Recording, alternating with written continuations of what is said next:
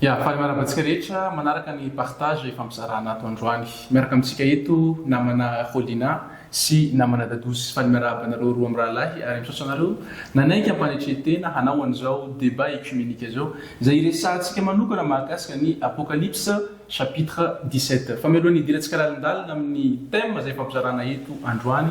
dia omeko anao voalohany indrindra rahalahy Rolina ny fitenenana mba ahafahanao milazalaza kely ny mahakasika anao. Rolinao Valginy anarako anarana fiantsoana zay no sady zay ihany koa ny anarako ny anatin'ny tambajotra serasera any ka dia miarahabantsika rehetra mpanatrika an'izao fandaharana tsotsotra izao miarahaba ihany koa ny namana Faniry Dadozy ary faly mahita nareo mirahalahy miara-mitafatafa eto amin'ity latabatra boribory ity lavalava moa izy eto. Misaotra rahalahy Rolina rahalahy Dadozy anao fitenenana dia faly miarabantsika rehetra ihany koa faly miarabantsika rehetra ny tokantrano manaraka an'izao fandaharana izao makasitraka sy makatela sady namana Rolina ary miarabanao nanaiky ihany koa hanao an'izao fanazavana ratsoratra masina izao dia misaotra ny namana Romila koa nanaiky ihany koa no mpanelanelana amin'izao débat izao dia za moa zany efa nyteneny teo namana Dadozy fa Faniry moa zany tena fiatsonana ny tena anarako fa Dadozy ny iatson'ny olona maro ana dia za zany eto izay foana tsara marihana zany hoe za zany kristianina katolika vita confirmation fa raha mijoro eto za dia tsy hoe misolo teny na misolo tena ny kristianina katolika rehetra za zany hoe ny eglizy katolika fa noho ny fitiavako ny fahamarinana fotsiny ihany noho ny maha-Dadozy ana fotsiny ihany no atodiako eto hitondrako an'izay fahamarinana izay dia misaotra antsika rehetra. Ya efa niteneniny teo moa zany fa izy dia ao anatin'ny eglizy katolika dia rahalahintsika ato ao anatin'ny eglizy adventiste. Dia mianton'izao fiaonana izao iresahana manokana araka ny fanteneniko teo amboalohany mahakasika ny Apocalypse chapitre 17. Ny namantsika adventiste moa resy lahatra fa ny Apocalypse chapitre 17 dia maneho ny eglizy katolika zany hoe ilay Babylone ilay mpivarotena. Fa ny namana Dadozy nizay kosa manohana zato isanjato fa tsy misy fandraisany amin'ny eglizy katolika io faminaniana ao amin'ny Apocalypse chapitre 17 io. Avelako izy mirahalahy fampizarany hevitra any zareo ka omentsika any rahalahy Rolina ny fitenenana ananany 10 minitra hanohanina an'izay hevitra an'izay. Apocalypse toko fahafito amby folo entina maneho ny eglizy katolika ny lay vehivavy janga lehibe izay mipetraka eny ambonin'ny ranomaro. Ka raha mamakytsika zany ny Apocalypse toko fahafito amby folo dia misy critère maromaro, misy fepetra maromaro satria sarotra ihany ny anontonina anara-piangonan'olona raha ohatra ka tsy manana pirofo mahakasika an'izany fotikevitra izany. Tsy affirmation gratuite zany izy ity fa tena mba nisy fandalinana mialohany nametahana an'izay fotikevitra izay. Ka raha mamakytsika ny andininy voalohany sy ny faharoa ao amin'ny Apocalypse toko fahafito amby folo dia zao ny voalaza hoe ary tonga ny anjely anankiray tamin'izy fito dia ny teny tamiko nanao hoe avy aty dia asehoko anao ny fitsarana ilay vehivavy janga lehibe izay mipetraka eny ambonin'ny ranomaro dia ilay nijangajangan'ny mpanjakan'ny tany sady natao leo ny divainy fijangajangany ny mponina tamin'ny tany vehivavy. Raha mamaky ny baibolitsika manomboka hatrany amin'ny Genesis ka hatrany amin'ny Apocalypse dia entina noarana ny fiangonana ka raha fiangonana madio izy araka ny hita ao amin'ny Korintianina voalohany Korintianina faharoa toko faha-1 amby folo ny andininy voalohany sy ny faharoa dia entina ilazana fiangonana izay tsara fifandraisana amin'ny Kristy, virjina madio natolotra ho an'ny Kristy, zany hoe fiangonana marina zany. Fa ilay voalaza eto vehivavy janga. Ny Jakoba toko faha-efatra ny andininy faha-efatra dia milaza fa hoe ry mpisintaka mpijangajanga tsy fantatrareo va fa fandrafinan'Andriamanitra ny fisakaizana amin'izao tontolo izao ka raha misy misakaiza amin'izao tontolo izao dia fahavalon'Andriamanitra izy. Zany hoe tia vehivavy janga ty zany dia nifandray tendro tamin'ny fanjakana rehetra izay nisy teto amin'izao tontolo izao. Zay zany ilay hoe vehivavy janga lehibe. Ary resahany eto ihany koa ilay hoe vehivavy janga lehibe mipetraka eny ambonin'ny ranomaro, zany hoe fiangonana angezabea ny fandray tendro tamin'ny fanjakana ary mipetraka eny ambonin'ny ranomaro. Ny andininy fahadimy amby folo moa amin'ny eo apokalipsy toko fahafito amby folo dia miresaka fa hoe ny ranomaro izay hipetrahana vehivavy dia vahoaka betsaka sy firenena maro ary samy hafa fiteny. Zay aloha zany ny fepetra voalohany ahafahana milaza fa hoe tena ny eglizy katolika io satria nanevitra ny teny hoe katolika raha mijery dictionnaire atsika dia hoe universel maneran-tany. Ka zay fiangonana rehetrarehetra hita maneran-tany aloha zany dia azo lazaina hoe tafiditra ao anatin'ity raha ohatra ka le hoe mipetraka eny ambonin'ny ranomaro. Zay fiangonana milaza fa hita maneran-tany izy. Faharoa rehefa mandeha ihany tsika ny andininy fahaenina amin'io apokalipsy toko fahafito amby folo dia mahita tsika le andininy fahaenina hoe ary hitako raha vehivavy dia leo ny rany olona masina sy ny rano martioran'i Jesosy. Ka raha nahita azy ao izy Jaona dia gaga indrindra ahoana koa ty fiangonana leo ny rany olona masina sy ny rano martioran'i Jesosy. Ny statistika aloha tsy fantatro na marina hoe ny témoin de Jéhovah milaza fa maneran-tany izy, ny adventiste milaza fa maneran-tany izy. Fa tsy misy azoko lazaina hoe leo ny rany olona masina teo amin'ny tantaran'ny fiangonana raha tsy ny eglizy katolika. Nisy vanim-potoana voalazan'ny faminaniana ao amin'ny bokin'ny Daniel sy any amin'ny bokin'ny apokalipsy miverina impito mihitsy zany fepitoana zany dia tsy inona fa ny fepitoana 900 amby arivo andro. Ka rehefa faminaniana ny 900 amby arivo andro, ny andro anankiray mira taona anankiray. Zany hoe 900 amby arivo taona zany io. Dia raha ny tantara moa nijerena zany dia hoe nanomboka tamin'ny taona 8,300 taorianan'i Jesosy Kristy io ka hatramin'ny taona 1798 770 zay le 900 amby arivo taona dia nanana fahefana teto ambonin'ny tany ny papa. Zay le antsoina hoe suprématie papale. Tamin'izay fotoan'izay dia nanana mission izy araka ny voalazan'ny Daniel toko fahafito ny andininy fahadimy amby roapolo.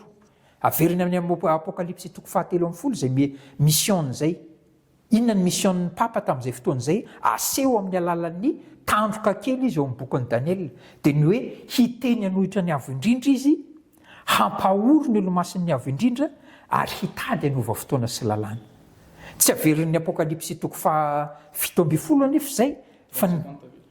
fa ny tenen'ny apokalipsy toko fahafito amby folo dia hoe hitako raha vehivavy dia leo ny ranony olona masina sy ny rano martioran'i Jesosy. Vanim-potoanan'ny inquisition, ny apatsy ivina eto ihany koa ny 24 août 1572 nuit de la Saint-Barthélemy, fandripahanan'ny protestante tao Frantsa, zany rehetrarehetra zany. Tampotra ny fotoananao azakaka anao fa tsy voaraiko hatramin'ny voalohany izy dia tonga anakato minitra 30. Ay dia misaotra betsaka ny rahalahy Rolina mitondra izay faneho-kevitra teny fampidirana izay ihany koa dia zany indray ato amin'ity fidirako voalohany ity hitondra pirofo araka ny voalazan'ny faminaniana sy aneho anazava amintsika mpiaino rehetra fa ny filazana hoe ilay Babilôna lehibe izay voalaza ao amin'ny apokalipsa toko fahafito amby folo hoentina manondro ny fahefana ao amin'ny eglizy katolika dia sady tsy mitombona araka ny voalaza ny faminaniana ao soratra masina ary tena hoe lainga tsara lahatra hoentina mitahana ny kristianina eto amin'izao tontolo izao satria tsy eto Madagasikara moa mampianatra an'izay hoe katolika izay le Babilôna lehibe fa manera-tany mihitsy presque be da be ny kristianina zany mampianatra amin'izao dia izao zany ny fotoana hoentina nitsina an'izay hevi-diso zay mba tsy ho betsaka ntsony no voafitaka izay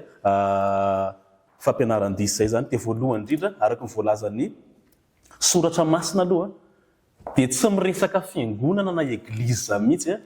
ilay Babilôna lehibe resahan'ny boky apokalipsa satria izy ny namana teo hoe mitondra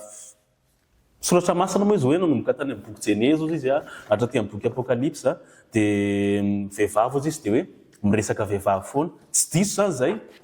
raha any amin'ny boky hafa eny nataon'ny apokalipsa korany ao amin'ny toko faharoa ambin'ny folo dia misy miresaka vehivavy ihany koa eo fa ty apokalipsa toko fa 17 ty kosa dia azavaina amintsika androany fa tsy manondro eglizy ilay Babilôna lehibe resahan'ny boky apokalypsa. Zao zao ny voalaza raha tonga dia mijery avy hatsika eo amin'ny apokalypsa toko fa 17 io any dia izao ny lazainy ataontsika eo amin'ny andin'ny fahavalo. Ny biby izay efa hitanao dia teo ihany ary tsy eo izy zao nefa hiakatra amin'ny lavaka tsy hitanao eo amin'ny andin'ny fahasivy. Ary eto nylaina saina mampahendrena ny lofito dia tendrombohitra 7 izay hipetrahan-dra vehivavy sady mpanjaka 7 ihany koa ireo. Ny 5 moa efa lavo ny iray dia eo ary ny iray mbola tsy tonga ary rehefa tonga izy dia tsy maintsy hitoetra kelikely. Dia mila mijery zany tsika hoe iza tokoa ary zany vehivavy io raha araka ny fanazavany Joany apôstôly azy ao amin'ny boky apokalypsy io any dia miteny tsara mihitsy mazava tsara ny soratra masina eo amin'ny andin'ny fahavalona ambin'ny folo ao amin'ny apokalypsa toko 17 io any hoe ary raha vehivavy hitanao no ilay tanàna lehibe izay mifeha mimpanjaka ny tany. Zany hoe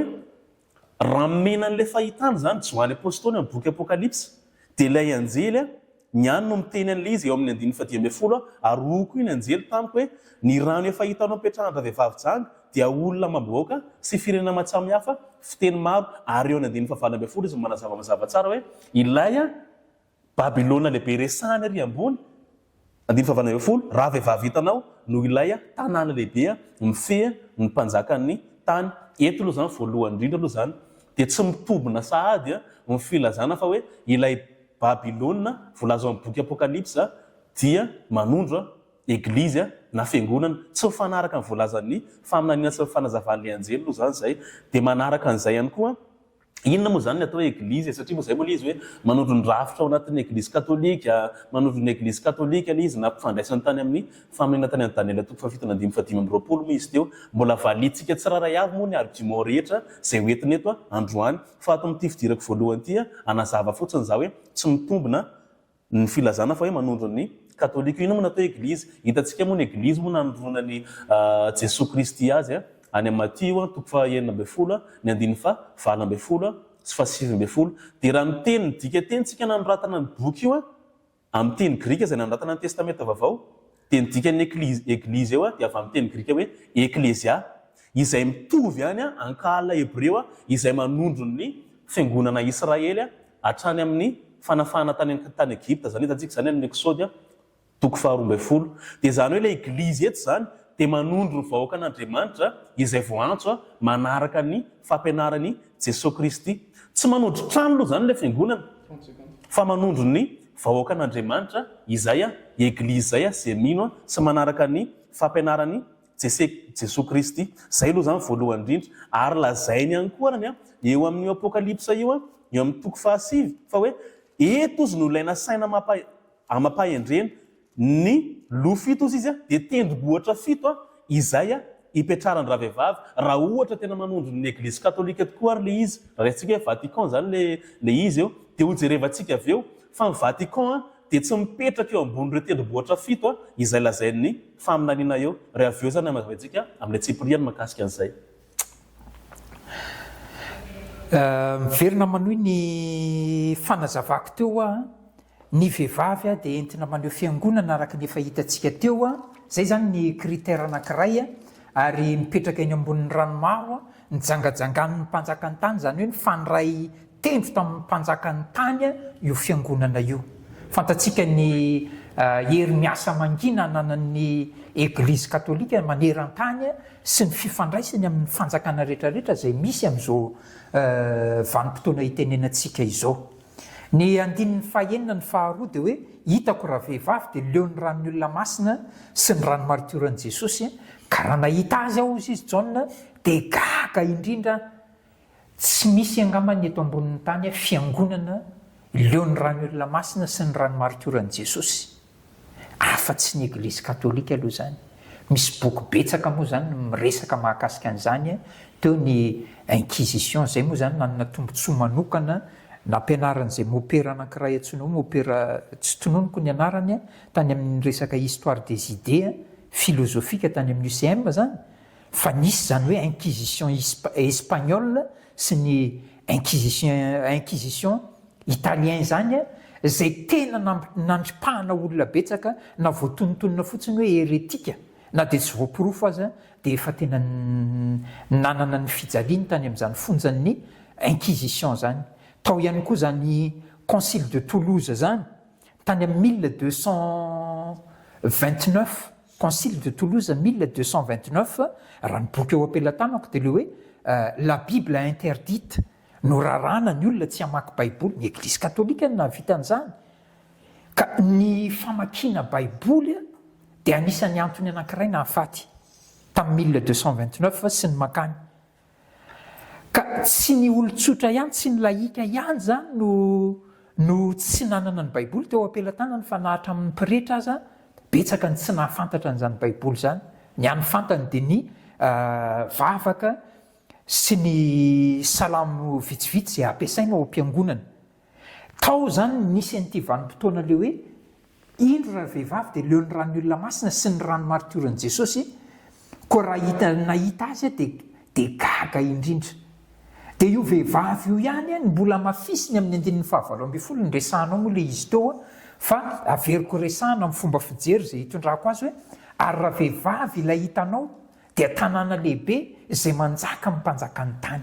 Vehivavy égale fiangonana. Io angambany mba tiako asiana toko sy andinina mba hanaporofonana izay hevitra zay. Ny toko sy andinina anankiray vehivavy égale fiangonana dia ny Efesianina toko 5, ny andininy 5:20. Ianareo lehilahy tiava ny vadinareo dia tahaka ny tiavan'ny Kristy ny fiangonana ka nanolorany tenany hamonjy azy. Lehilahy tia ny vadiny, Kristy tia ny fiangonana aseho amin'ny alalan'ny vehivavy. Eo amin'ny andininy 2:30 izy ao amin'ny bokin'ny Efesianina ihany dia miteny hoe milaza zava-miafina lehibe zany fifandraisana zany fa milaza ny amin'ny Kristy sy ny fiangonana. Ary ny Korintianina 2 toko 1:12 ny andininy 2 dia miresaka manao hoe fa nataoko fofombadin'ny lehilahy anankiray ianareo mba ho virjina madio dia Kristy zany ny fiangonana. Ka le fiangonana resahany ty apokalipsy toko 7:10 ity dia fiangonana nampirafy an'i Kristy zany satria nisakaiza amin'izao tontolo izao. Zay ny resahany eo amin'ny Jakoba toko 4 ny andininy 4 le hoe ripisitaka mpijangajanga tsy fantatrareo fa fandrafinan'Andriamanitra ny fisakaizana amin'izao tontolo izao. Zay angamba ny mombamomba n'ilay Bibia, ny amantarantsika n'ilay vehivavy janga lehibe zay dia hojerentsika ihany koa eo amin'ny 9 sy ny 7 mahakasika an'le hoe tendrombohitra sy ny sisa. Tsy haiko tapitra angamba ny fepitoanako fa toizako le izy rehefa avy eo. Mbola misy 40 secondes zany ianao rehefa avy eo. Dia araka ny entsika teo moa fanazavana zany nitondra soratra masina vitsivitsy izy no entina naporofona amin'izay moa zany hoe ny vehivavy ozy izy dia tena manondro fiangonana mihitsy. Naka tany amin'le taratasy masina Paoly apôstôly moa izy soratana tany olona tany Efezy moa zany any amin'ny toko 5 no entina naporofona an'izay soratra masina vitsivitsy. Fa raha ny eny tsara tsika teo tsy nanana mihitsy izy soratra masina nalainy tao amin'ny boky apokalipsy no entina nanaporofona fa ilay Babilôna lehibe dia manondro fiangonana. Mazava kosa nefa ny tenin'ilay anjely araka ny lazainy teo eo amin'ny 9:20 ilay vehivavy ozy izy dia tanàna lehibe. Misy mety mieritreritra amintsika hoe arsodeman'ny tanàna misy Vatican zay misy fobean'ny eglise katolika reo tanàna lehibe razain'ny soratra masina io. Fa eo ihany koa zany ny tsara zavaina amintsika mba atonga atsika tsy voafitaka zay lainga tsara lahatra zay. Nalaiko sary tato mihitsy ny faritany misy ny empire romain tamin'izany premier siècle izany. Raha hitatsika tsy haiko na hitatsika amin'ny sary zafady kely ohatr'izao ny tanànan'ny empire romain tamin'izany. Hitatsika ngama reo reto anankifito reto le tendrombohitra 7 izay lazain'ny soratra masina tao amin'ny empire romain. Misy ny mangamanga iny renirano Tibera iny zay manasaraka ny tendrombohitra 7 sy ny Vatican zay misy ny fobean'ny eglise katolika. Ty zao ilay misy ny Vatican ty amin'izao. Zany hoe tsika zany raha mionona fotsiny zany tsika anlainga tsara lahatra zay aparitaka ireo fiangonana na olombelona zay mifonina taty arinareo fa tsy manao recherche dia ohatrany hoe marina le zavatra lazainy fa raha manao recherche tsika nagatahako amintsika manaova recherche fa ny foben'ny eglizy katolika dia eo amin'ny tendrombohitra tokana misy anazy eo amin'ny Vatican fa tsy ao amin'ilay tendrombohitra 7 izay lazain'ny boky apokalypse. Zay aloha zany anankiroa zany no entiko teto zao nanadirana porofona hoe voalohany tsy milaza eglizy ilay Babilôna lehibe fa manondro tanàna, ary faharoa ilay Babilôna lehibe araka ny lazainy eo amin'ny 17 izy ary eto nilay nasaina mampahendreny ny loha 7 dia tendrombohitra 7 ipetrahana vehivavy ka raha lazaintsika rahalahy hoe manondro ny eglizy katolika ilay izy ka ny eglizy katolika ige tsy mipetraka ambony ireo tendrombohitra 7 ireo. Tiako zany mba valinao zany zay hoe aiza misy ny foben'ny eglizy katolika eo ambony ireo tendrombohitra 7 lazainy faminaniana ve le izy sa hoe interprétation diso izay naletika tao an-tsainao no entinao ampianarana ny olona ohatr'izany. Zay zany ny argument anankiroa zay narosoka no entiko lazana hoe tsy possible mandroso ny manondro ny eglizy katolika ilay Babilôna lehibe. Fahatelo kosa manarakaraka an'izay raha mijery an'ilay soratra masina tsika eo amin'ny 10 amin'ny apokalypse 17 dia zao no lazainy hoe ilay loha 7 izy dia sady tendrombohitra 7 ipetrarana vehivavy no sady mpanjaka 7 ihany koa ireo eo amin'ny 15 ary toy izany 10 hoe ny 10 izay efa lavo ny iray dia eo ny iray mbola tsy tonga ary rehefa tonga izy dia tsy maintsy hitoetra kelikely. Zany hoe tany manoratana an'ilay boky apokalypse zany dia efa teo mpanjaka anankiray amin'ireo araka voalazany eo amin'ny 10 ary ny 5 amin'ireo izy dia efa lavo. Dia haintsika tsara ny tantaran'ireo empereur tao amin'ny empire romain ireo. Zay zany ny fahatelo. Raha mijery nefitsika ny misy ny cité-ny Vatican amin'izao ny cité du Vatican dia mbola tsy misy nge tamin'ny premier siècle io ary tamin'izany ary ny eglizy ke nianjehana nge tamin'izany ary izana nianjika ny eglizy katolika tamin'izany. Le empire romain ina nianjika ny eglizy katolika namona an'ireo olo-masina marobe tao amin'ny eglizy katolika izay maty martyr ny akabetsahany kristianina tamin'izany nalevina tao amin'ny toerana anankiray izay antsoina hoe catacombe. Io zany dia tsy mitombona le izy ary tia Babilôna lehibe tia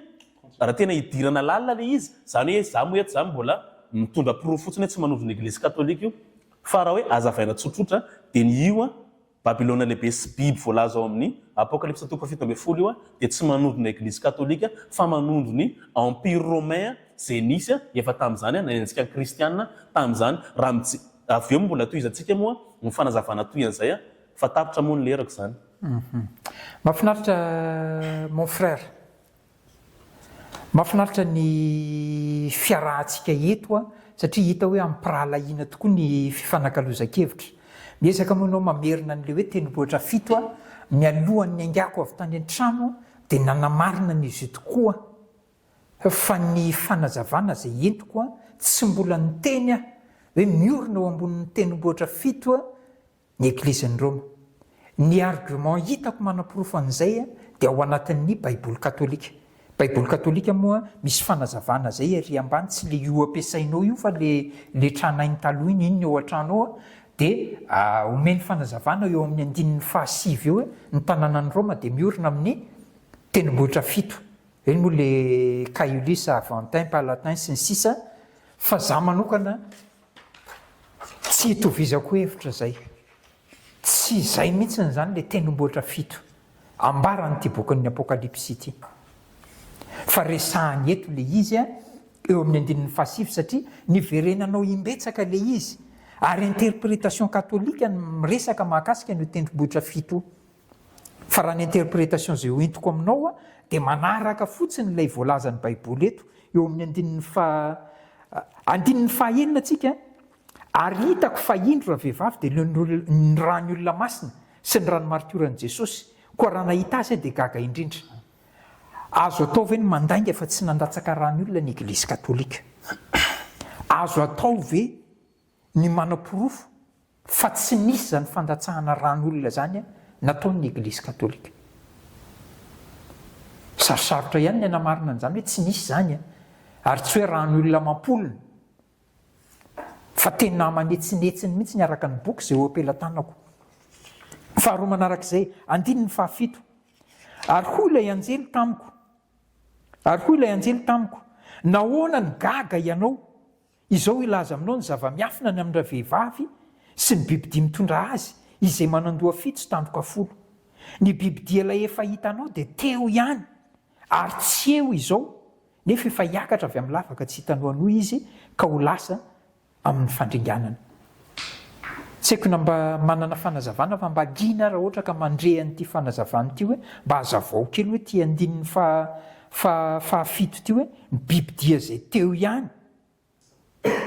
ary tsy eo izao nefa efa hiakatra avy tamin'ny lavaka tsy hitanao anoa ka ho lasa ho amin'ny fandringanana. Ny mahaliana dia ny hoe oviana izy ny teo, oviana izy ny tsy teo,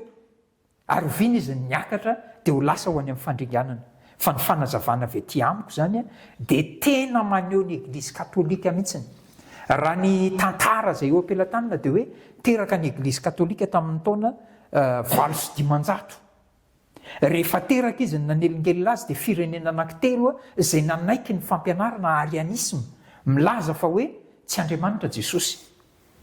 Dia rehefa niady tamin'ireo fanjakana anankitelo ireo izy dia nanomboka na resy ireo fanjakana anankitelo ireo dia nanana ny tanjakany amin'izay izy nanomboka tamin'ny taona 538 na 730.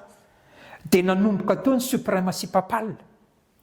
Nanana ny tena fiandrianana zany suprématie papale zany na ny fahefana papale zany tamin'ny vanim-potoanan'ny Grégoire VII 1075. Zay ny anaranay azy tany am-pianarana moa zany. Nisy an'ilay antsoina hoe dictatus papae. Anisan'ny article anankiray amin'io 27 article moa izy io zany dia article anankiray fahasivy zany amin'io dictatus papae io le hoe le pape est le seul roi dont on baise le pied. Dia tsy nahagaga moa zany fa ny sarin'ny papa tamin'ny vanim-potoana antenantenany période médiévale dia ny tongotry ny papa tsy mikapa mivoaka ny robe be anaovana iny. Dia rehefa tonga ny amperorany, tonga ny olona eo amin'ny papa dia manoloka ny tongotry ny papa. Ny ainana zany zavatra zany. Amin'ny ankehitriny moa izy mitsimbatika mahita n'ilay sary mahafinaritra anany mijery an'ilay izy fa ny papa indray no manoloka ny tongotry ny kristianina tsotra aty aoriana. Dia rehefa nanana fahefana izy tonga ny vanim-potoana tamin'ny 20 juillet 1798 dia nosamborina ny papa Pius VI tao Roma tamin'izay fotoan'izay. Rehefa nysamborina izy dia nigadraina tany Valence, dia maty tany Valence ny papa. Dia nanomboka teo io le hitany faminaniana zany eo amin'ny apokalipsy 7:10 hoe hitako ny lohany anankiray izay toa voaka efa ho faty nefa sitrana ihany le feriny saika nahafaty azy dia gaga ny tany rehetra nanaraka ilay bibidia. Zany hoe teo ilay bibidia dia rehefa avy eo izy tsy teo izy nandritra n'ilay fotoana ny samborana azy nanomboka ny aniena ny fahefana papaly dia avy eo taty aoriana tamin'ny 1929 moa zany nomena fahefana indray ny fahefana papaly tamin'ny andron'ny Mussolini dia mandraka titsika amin'ny teny izao izany tsy miaikin'izany fahefana papaly zany. Dia eto indray zany za satria efa mimeko teo moa zany anisy 10 minitra anankiroa teo netiko nanamporofona sy nanazavana araka voalazany soratra masina sy tao amin'ny faminaniana ny argument zany ho etiko tsy mahapossible ilay ilazana hoe manondro ny eglizy katolika ilay Babylone lehibe zay lazainy boky apokalypsa moa zany fa manomboka eto kosa dia hanomboka amaly tsikelikely ny argument zay nalefany arakaraka ny fotoana izay azoko eto moa izany. Dia ny argument voalohany zay lazainy teny ampiandohana izy makasika ny hoe katolika izy midika hoe maneran-tany zay ny lazainy teny ampiandohana io zany nety ny lazaina nefa raha na katolika maneran-tany tsy hitangeza hoe manaprofo an'izay hoe manondro ny Babylone lehibe lazain'le izy le ao amin'ny apokalypse. Fa inona moa no mahatonga ny eglizy katolika tsony hoe maneran-tany ny faminaniana mihitsy gera lany milaza an'io araka ny lazaiko teo l'eglizy midika hoe eklésia amin'ny teny grika izay mitovy amin'ny kala hebreo any izay tany amin'ny fiangonan'ny Israely. Raha mijery ny faminaniana tsika ny amin'ny Isaia 4:5-5 sy 6 dia milaza fa ilay fanjakana tao amin'ny fanjakana Davida izay nisy ny fiangonan'ny Israely dia hitarina rehefa tonga le Mesia, zany hitarina ho an'ny firenena rehetra ary milaza an'izay faminaniana makasika an'izay fanjakan'ny olo-masina izay fanjakan'Andriamanitra izay any amin'ny Daniel toko faharoa any manomboka any amin'ny 150 hatrany amin'ny 450 any mahakasika an'ilay vatikely moa zany zay nandrava-tendrombohitra ary milaza an'izay faminainan'izay ihany koa any amin'ny Daniel toko fafito ny 970 sy 440 izay milaza ny fiavian'ny Mesia izay manondra Jesosy Kristy ho avy any andro amin'ny lanitra ary anjaka amin'ny avokoa ny vahoaka amam-piteny sy ny firenena rehetra noho izay fanjakan'Andriamanitra hitarina maneran-tany natao amin'ny firenena rehetra izay araka volazan'ny faminaniana izay mahatonga an'ilay eglizy naoron'i Jesosy Kristy natsoina hoe katolika ary ny katolika nge tsy mitovy amin'ny hoe reto karazana ara-piangonana ty ary reto fa ny katolika nge araka teny any teo hoe dika universel moa izay mpamaro toetra amaritana an'ilay fiangonan'ny eglizeny Jesosy Kristy izay naoriny natao ho an'ny olombelona rehetra sy ny firenena rehetra dia izy ianao hoe aza vao any koa zanao mahakasika ny hoe tena tsy namono olona mihitsy hoe tao amin'ny eglizy katolika dia nanonona moa ianao mahakasika an'ilay inquisition sy ny tamin'ny amin'ny Louis de Saint-Barthélemy moa zany dia zao ny tsara fantatritsika mpanaraka an'ilay izy miteny aloha mazava tsara aloha ao amin'ny soratra masina masina Paoly apôstôly ao amin'ny Timoty voalohany toko 7 ny 5:10 fa hoe ny eglizy no andry sy fitoeran'ny marina nametrahany Jesosy Kristy nakamasina ny fahamarinao zay rehefa nytenao fahamarina zay tenin'Andriamanitra fahamarina nakalazainy Jesosy any amin'ny Joany toko 7:10 zay dia napetrany tao amin'ny eglizy zay andry sy fitoeran'ny marina ka reo eglizy zay mena mission an'izay hitory lay evanjely na filazantsara ho an'ny olombelona rehetra hidiran'ny olombelona rehetra amin'ny fanjakan'Andriamanitra izy an'izay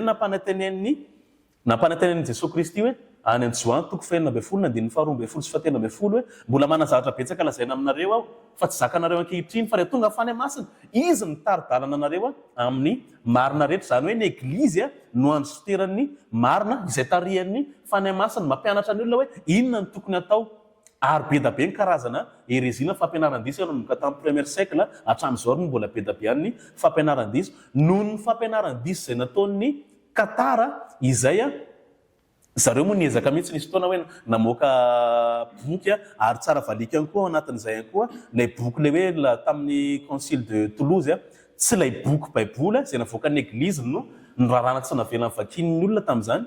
fa ilay boky izay feno fampianaran-diso no fanaraka an'ireo soratra masina izay apôkrifa noentin'ny Katara nitorinan'ny olona na mitanan'olona tamin'izany dia noho ny fisian'ny fampianaran-diso tamin'izany natonga ny eglizy nanao recherche zay moa zany le inquisition zay zany hoe misy fandinihana atao andinihana ny fampianaran-dison'ireo olona ireo ary ny eglizy no zay tany amin'ny fany masina mandrefapetra hoe ahoana ny tokony atao iarovana ity finoana ity 30 seconda sisa ny lerako fa raha mijerany koa tsika anaty soratra masina ny amin'ny Exode fa toko 1:30 ary any amin'ny Levitika toko 2:10 be da be milaza zay fa n'Andriamanitra koa mba iarovana ny teniny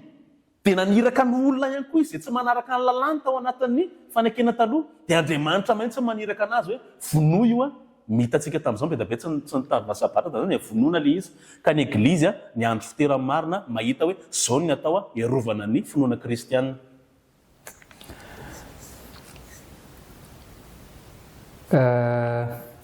Ohatra ny somary fahitako azy somary andosiranao kely man'le hoe manana porofo antsika ilazana fa hoe tena tsy namono olona ny eglizy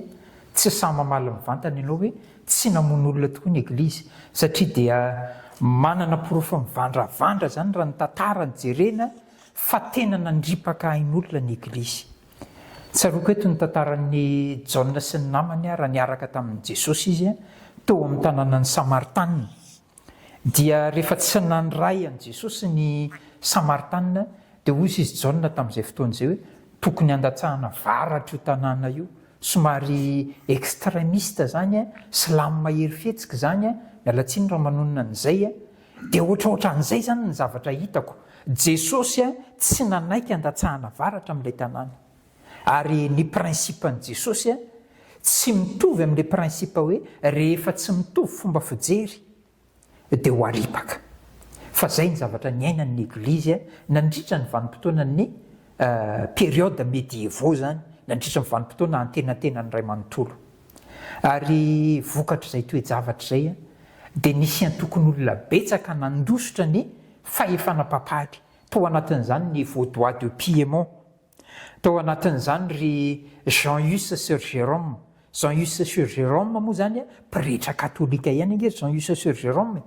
fa recteur ny université tany Herford. Fa rehefa tsy nifanaraka tamin'ny église katolika, rehefa nahita fampianarana madio tao anatin'ny baiboly dia noenjehiny église katolika ary ny hafaran'izy ireo dia nidorana velona. Tao ihany koa zany Wycliffe zany. Wycliffe indray tsy azony tsy tratra velona teo ampelantanan'ny église fa zao ny zavatra nisy raha ny tantara ny jerena zany 90 taona tao aorianany nahafatesan'ny Wycliffe no fongarina ny fasany. Izy namongotra ny fasany tao ny église katolika ny nanao an'izany. Abibiana toy inona re zany fandiniako an'izany, tena miorikoditra mihitsy mieritreritra an'izany hoe fongarina tao ny fatiny dia iny taolana iny nidorana dia naparitaka tany amin'ny ranon'ny Rhin. Lutera ihany koa, raha tsy narovan'ny mpitondra fanjakana Alemana Lutera dia efa anankiray tamin'ireo izay tratra velona ihany koa zany tamin'ny famonoana. Eo zany no ilazana fa hoe tena nandripaka ain'olona ny église ary izy mihitsy ny tia ambaran'ny andinin'ny fahaenina ity. Dia mbola manamafy an'izany rehetrarehetra izany le filazana hoe andinin'ny faha-20 ary raha vehivavy ilay hitanao dia tanàna lehibe izay manjaka amin'ny mpanjaka ny tany, ny église katolika. Sady vehivavy fiangonana izy no manjaka amin'ny mpanjaka ny tany izy ny tsy manaiky. 44 hectare ange zany Vatican zany, 44 hectare zany, fa ny herin'izany afaka mampangina n'izao tontolo izao. Zany nampirodana ny communiste tamin'ny 25 décembre 1991. Rava tanteraka ny communiste vokatry ny fanelanelana ny nataon'ny Papa Jean Paul II tamin'izany fotoana izany. Ka ny tiako tenenina ao anatin'le izy ny apokalypsy 7:10 zany raha raisina ampahatsorana dia tena tsy misy fiangonana asehon'izy io satria izy resahany eo zany fa hoe vehivavy izy no sady tanàna lehibe izy dia resahany ihany koa fa leon'ny rany olona masina izy. Ny critère rehetrarehetra zany dia manondro makany Vatican daholo. Tsy misy antony ilazana mihitsy. Faharoa manarak'izay ny nampatsiahy ianao an'ilay andininy eo amin'ny Timothée 2:7-5. Raha tratra ela izy dia namantaranareo ny tokony atao an-tranon'Andriamanitra dia fiangonana izay andro sy fiorenan'ny fahamarinana. Fa ny église katolika io le divay zany, code-n'le divay zany raha amin'ny famonaniana ny jerena dia fampianaran-diso izy io. Le divay izay ampinan'ny tira vehivavy ity, ny divay eo anatin'ny baiboly dia entina nehoana ny Kristy. Fa ty divay omen'ilay vehivavy ity dia tsy inona fa fampianaran-diso. Ka moa ve tsy hita eo anivon'ny katolika zany karazana fampianaran-diso rehetrarehetra izany. Ampatsiahivo koa eto ny zavatra nahatonga ny Lutera hanohatra ka nahatonga azy nomena anarana hoe protestante. Le protestante moa anarana fanevateva nomen'ny katolika izy io hoe mpanohatra ny église katolika. Fa ankehitriny ny protestante atao tsy mpanohatra intsony fa miara milona amin'ny église katolika eo zany ohatrany manao ny fanaon'ny église katolika. Dia inona ny zavatra nitranga tamin'ny 1517 nisy ny antsoina hoe vente des lettres des indulgences tamin'ny andron'ny Papa Léon X tamin'ny fotoana nananganana ny basilique de Saint-Pierre any Rome. Dia rehefa namidy io vente des lettres des indulgences io dia zao ny zavatra mampieritreritra. Rehefa vidinao zany ny indulgence dia na ny fahotana izay ataonao amin'ny hoavy dia efa voavela sady. Ohatra any amin'ny larobia any zany na any amin'ny larobia amin'ny herinandro zany andeha angala-badin'olona ohatrohatran'izany dia androany fotsiny any mividy an'le izy dia manatanteraka fotsiny amin'izay. Misy référence raha misy source raha ohatra ka miteny an'izany pejy 720 ao amin'ilay boky mitondra ny lohateny hoe grand conflit. Dia le olona efa nodimandry ihany koa ny havanay zany efa nodimandry nanao fahadalàna teo amin'ny fiainany fa androany mividy an'le izy dia miala avy eo amin'ny afifandiovana ny fanahan'izany olona zany dia mifindra makany amin'ny paradisy. Zany nahatonga ny Lotera ny ohatra ka nahatonga ny Lotera nametraka ny 95 thèse teo amin'ny varavaran'ny Wittenberg. Ary tsy izay ihany fa ankehitriny mbola anisany azo lazaina hoe fampianaran-diso eo anivon'ny Eglizy Katolika ny mariolatrie, fivavahana amin'ny Maria. Raha ny tantarany jerena misy boky anankiray moa eto am-pelatanako eto ity boky anankiray ity hoe Demain l'Apocalypse répond. Tsy fantako mbola manana fotoana ve mon frère? Aleo tapahako dia toizako rehefa avy eo. D'accord. Somary maromaro moa zay atao hoe zavatra ny lazaina zay izahako valiana tsikelikely satria le raha ihany koa moa 10 minitra fotsiny ary nefa zavatra lazaina somary maromaro ihany zany. Somary atomboko ngamany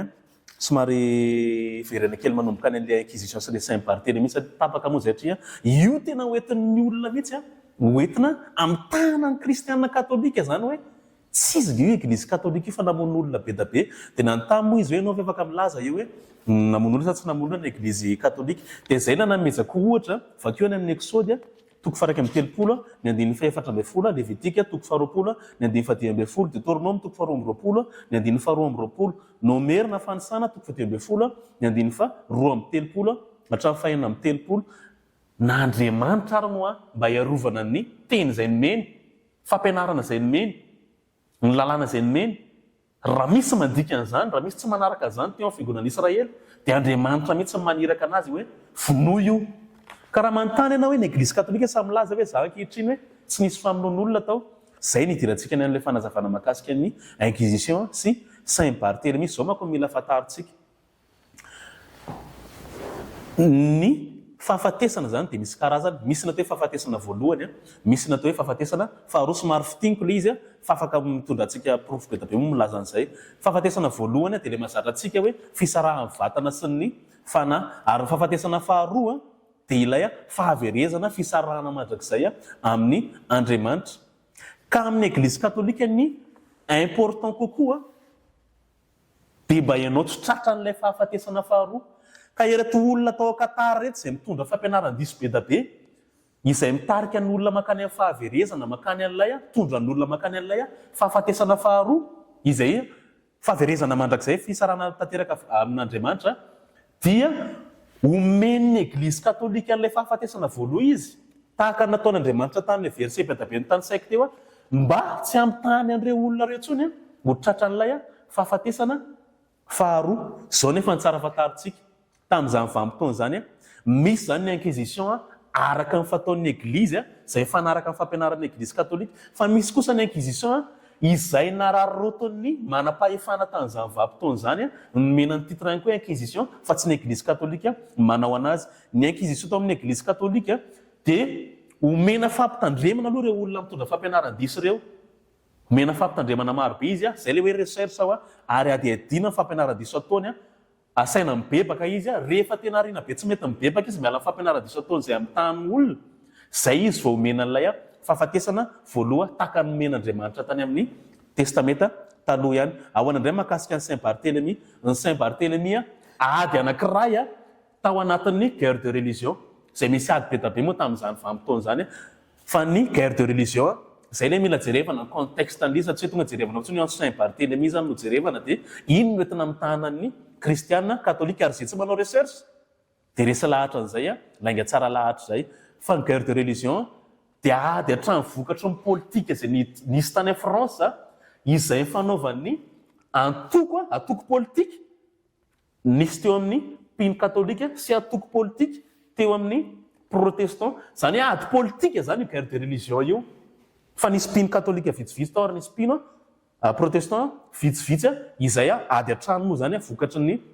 politika. Tsisy idiran'ny papa zany na ny Eglizy katolika ny ady hatrany nataon'izy ireo,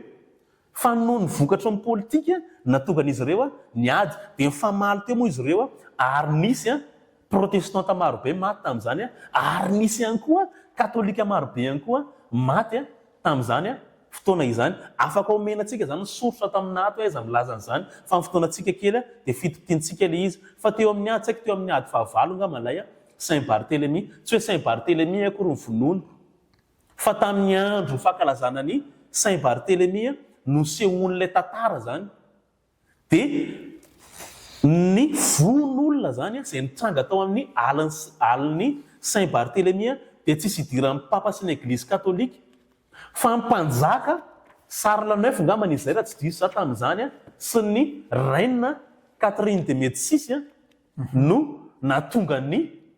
ady sy von'olona izay nisy tamin'ny alin'ny Saint Barthélemy ka io dia ohatr'izao zany io somary loatra be le lerany teo ohatr'izao zany le izy raha tsy azonareo manko le izy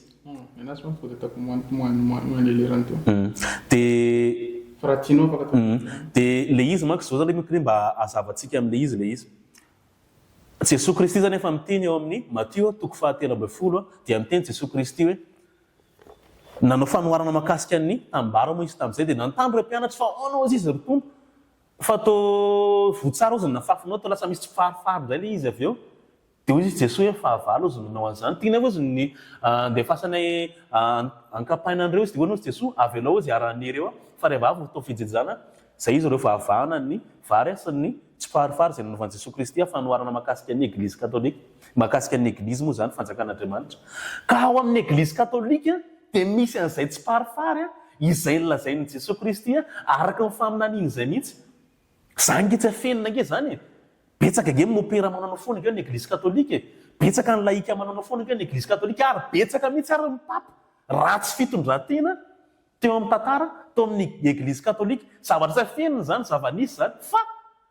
tsy ny fisian'ireo olona ireny mahadiso ny Église catholique izay naoron'i Jesosy Kristy fa reny olona ireny ilay tsy farifary tahaka ny ery Catherine de Médicis sy ery mpanjaka Charles IX zany reny le tsy farifary izay eo amin'ny Église catholique dia zay zany mahakasika an'izay inquisition sy Saint Barthélemy zay nisy von'olona natao tao raha tan'ilay inquisition fa mitovy ilay nataon'Andriamanitra tany amin'ny testamenta talohany tokony amin'ny firy amin'ny janona dia eo amin'ny 7 dia zany hoe mbola mitendra izy hoe mahakasika ny Lutera ozy izy na Lutera ozy narovan'ny fanjakana Alemana ozy natonga anazy tsy maty izao ny tsara fantatsika rehetra ny akaby atsahan'ny protestant amin'izao dia presque manaraka amin'ny fampianaran'ny Lutera zao fampianaran'ny Lutera nge raha afaka idirantsika alindalina fampianaran'ny diso nge no entin'ny Lutera tao anisan'izany ny sola scriptura izay miteny hoe baiboly iray na soratra masina iray na zakena izay mifanohatra ny voalazan'ny fampianaran'i Jesosy ny fampianaran'ny apôstôly sy ny fampianaran'ireo kristiana rehetra hatramin'ny voalohany ny fampianaran'ny apôstôly ao amin'ny Tesalonianina faharoa toko faharoa na 9:12 dia hoe raisina daholo ny fampianarana rehetra na ambava na antsoratra tonga Lutera taty amin'ny 16e siècle nanohatra zay tsy ilaina le ambava fa le atsoratra any atsika dia manaraka anazy hoany olona ankehitriny ao amin'ny Timoty voalohany toko fa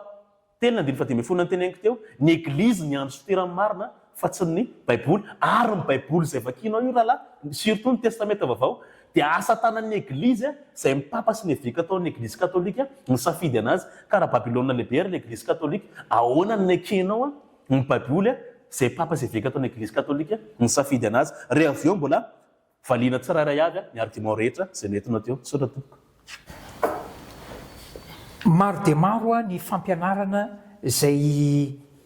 hita fa fampianarana mifanohatra amin'ny baiboly eo anivon'ny Église catholique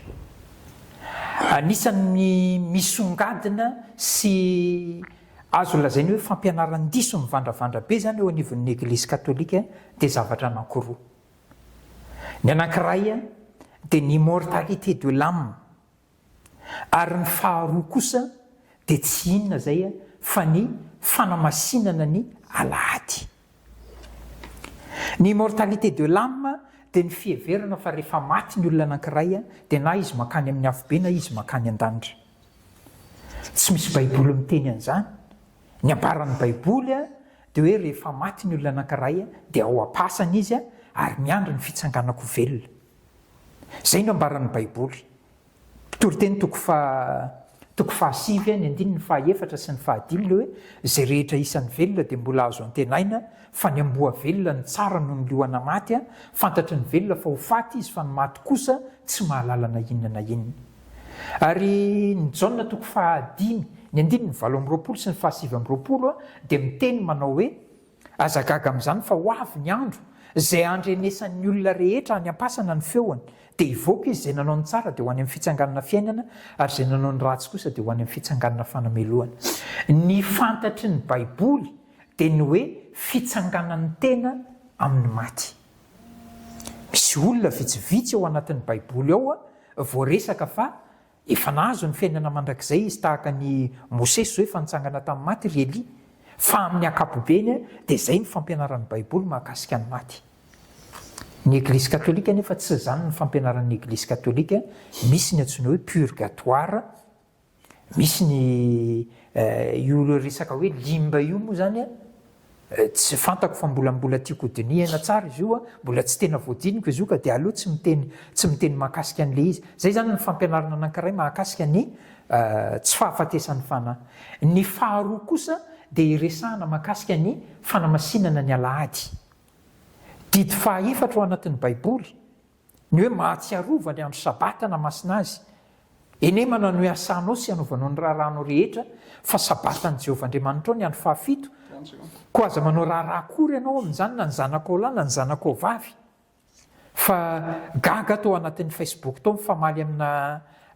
olona anankiray manizingizina fa hoe didy fahatelo zany mahatsiarova ny andro sabata zany. Misy an'ity cardinal anankiray antsoina hoe James Gibbons ity, azontsika atao recherche ao amin'ny FB le izy hoe vous pouvez lire la Bible depuis la Genèse jusqu'à l'Apocalypse et vous ne trouverez pas une seule ligne autorisant, établissant la sanctification du dimanche. L'Écriture ordonne la religieuse observant le sabbat, jour que nous ne sanctifions jamais. Adikako kely zay dia hijanona aorianan'izay hoe mazava ao amin'ny soratra masina zany hatramin'ny Genesis ka hatrany amin'ny Apocalypse ozy izy cardinal James Gibbons io fa ny sabotsy no andro tokony ho ankamasinina. Ny soratra masina dia tsy mahalala fa tsy io sabotsy io ary tsy indray mandeha fa miverimberina ny fanambaran'ny ireo mpitondra fivavahana eo anivon'ny Eglise katolika milaza fa tokony ho amasinina zany sabata zany. Manameloka ny protestant izay milaza fa sola scriptura kanefa tsy mitandrina ny sabata. Zay angamba ny azoko ambara mahakasika any. Miteny firy minitra? 2:40. Zany hoe ny anomboako ny valiteny ngambany misy an'ilay fetran'izay meny teny am-piandohana raisiko no tiadony manko le argument zay meny dia zahako valiko tsikelikely izy satria le any amin'ny Daniela toko fahafito ana dia 520 izay misy fetra hoe 10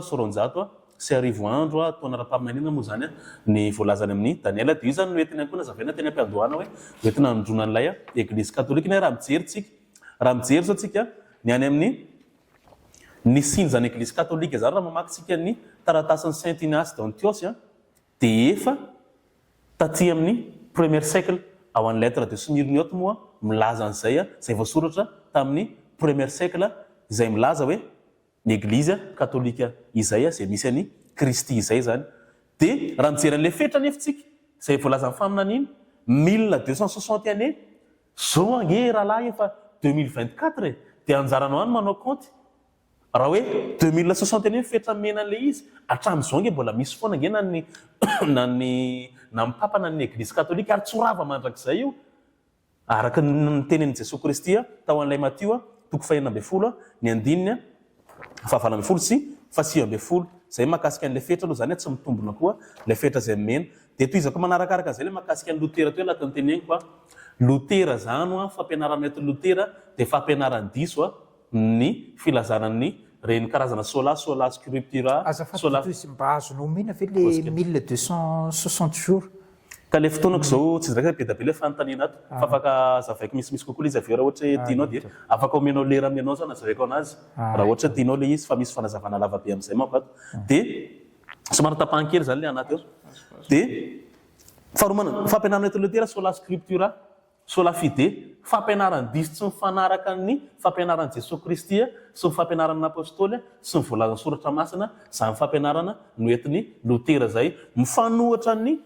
le sola scriptura zao mazava be mihitsy ny soratra masina fampianarany apôstôly reo ary tsy misy mihitsy nampianatra an'izany na jesonareo apôstôly efa mifampianarany ao amin'ny Tesalonika faharoa toko faharoa ny andiny fa 10 dia tsy nisoratra masina iray irany raisiny fa hatramin'ny fampianarana am-bava ary fampianarana am-bava foana tradition orale foana nisy taloha izay vao ny tradition écrite ary jesonga raha nytoriteny nge nampianatra ny apôstôly tsy nisy tsy niteny timy boky dia iny atao fampianarana fa fampianarana am-bava tradition orale nataony. Dia manarakaraka an'izay ny mahakasika an'ilay hoe ranon'olo-masina amin'ny eglizy katolika ilay efa nazavaiko teo moa ilay inquisition sy Saint Barthélemy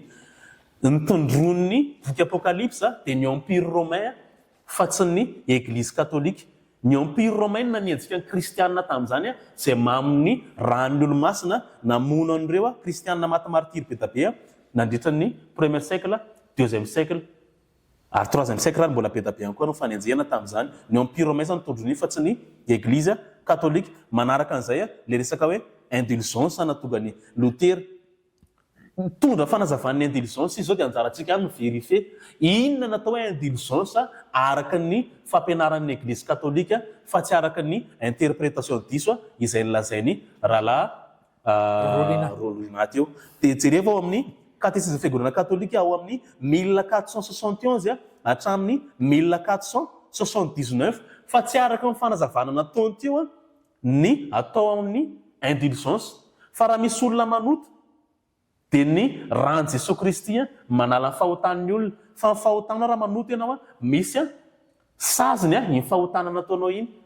dia iny sazy vokatra ny fahotana nataonao iny ny diovina amin'ny indulgence fa tsy ny fahotana izay nataony ao vérifié zany ny catéchisme eglizy katolika. Mbola misy resaka marobe resaka Maria resaka immortalité alahady purgatoire sabata sy ny sisa fa amin'tinako anazy satria atapitra ny lerako ireo finoan'ny eglizy katolika amin'izao reo nytany sainareo dia efa ninon'ny kristiana hatramin'ny 1er siècle afaka manome soratanana sy fanazavana amin'ny père de l'église be tabe fa efa nonon'ny kristiana tamin'ny 1er siècle ireo zavatra inon'ny eglizy katolika hatramin'izao reo ary afaka azavaina misimisy kokoa rehefa avy eo mivalony sasany sotra tompoka. Bon, namana dadozy miverina kely mahakasika an'ilay hoe inquisition. Misy boky anankiray mitondra ny lohateny hoe tantaram-piangonana nosaratany Morland mora hita satria librairie antso ho Analakely protestante moa zany luthérienne no namoaka ny boky io. Dia resahany eo tsara mihitsy zany zavatra resahako zany hoe tsy soratra anankiray zany mahatonga miresaka mahakasika an'ilay hoe inquisition.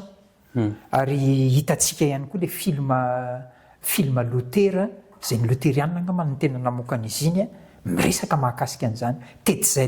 Tetzel le moine dominicaine ny rano Papa Léon X andeha hivarotra n'ilay taratasy famelan-keloka. Dia anisan'ny antsoantson'ny Tetzel amin'izany fotoana izany hoe tongavy nareo mividy an'ilay taratasy famelan-keloka fa raha vao milatsaka ao anatin'ny vata fotsiny ny volanareo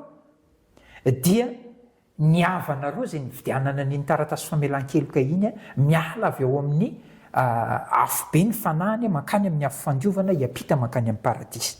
Baiboly moa tsy nisy tamin'izany fotoana izany dia mazava ho azy fa nino ny antsoina hoe anganongano ny olona rehetrarehetra, anganongano ny fanaom-bavy antitra. Dia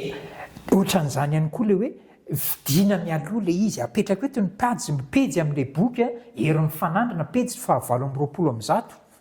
miresaka mahakasika an'izany ihany koa tena zany zavatra tantaraiko zany. Noho izany raha vao fitaka ireo boky ireo zany dia vao fitaka ihany koa ny fomba fandiniko satria za tsy niaina tamin'ny vanim-potoanan'ry Luther tamin'izany fotoana izany. Zay ny anankiray. Faharoa manarak'izay raha ny efa tany amin'ny vanim-potoanan'ny 1er siècle tamin'ny vanim-potoanan'ny apôstôly sy ry Jesosy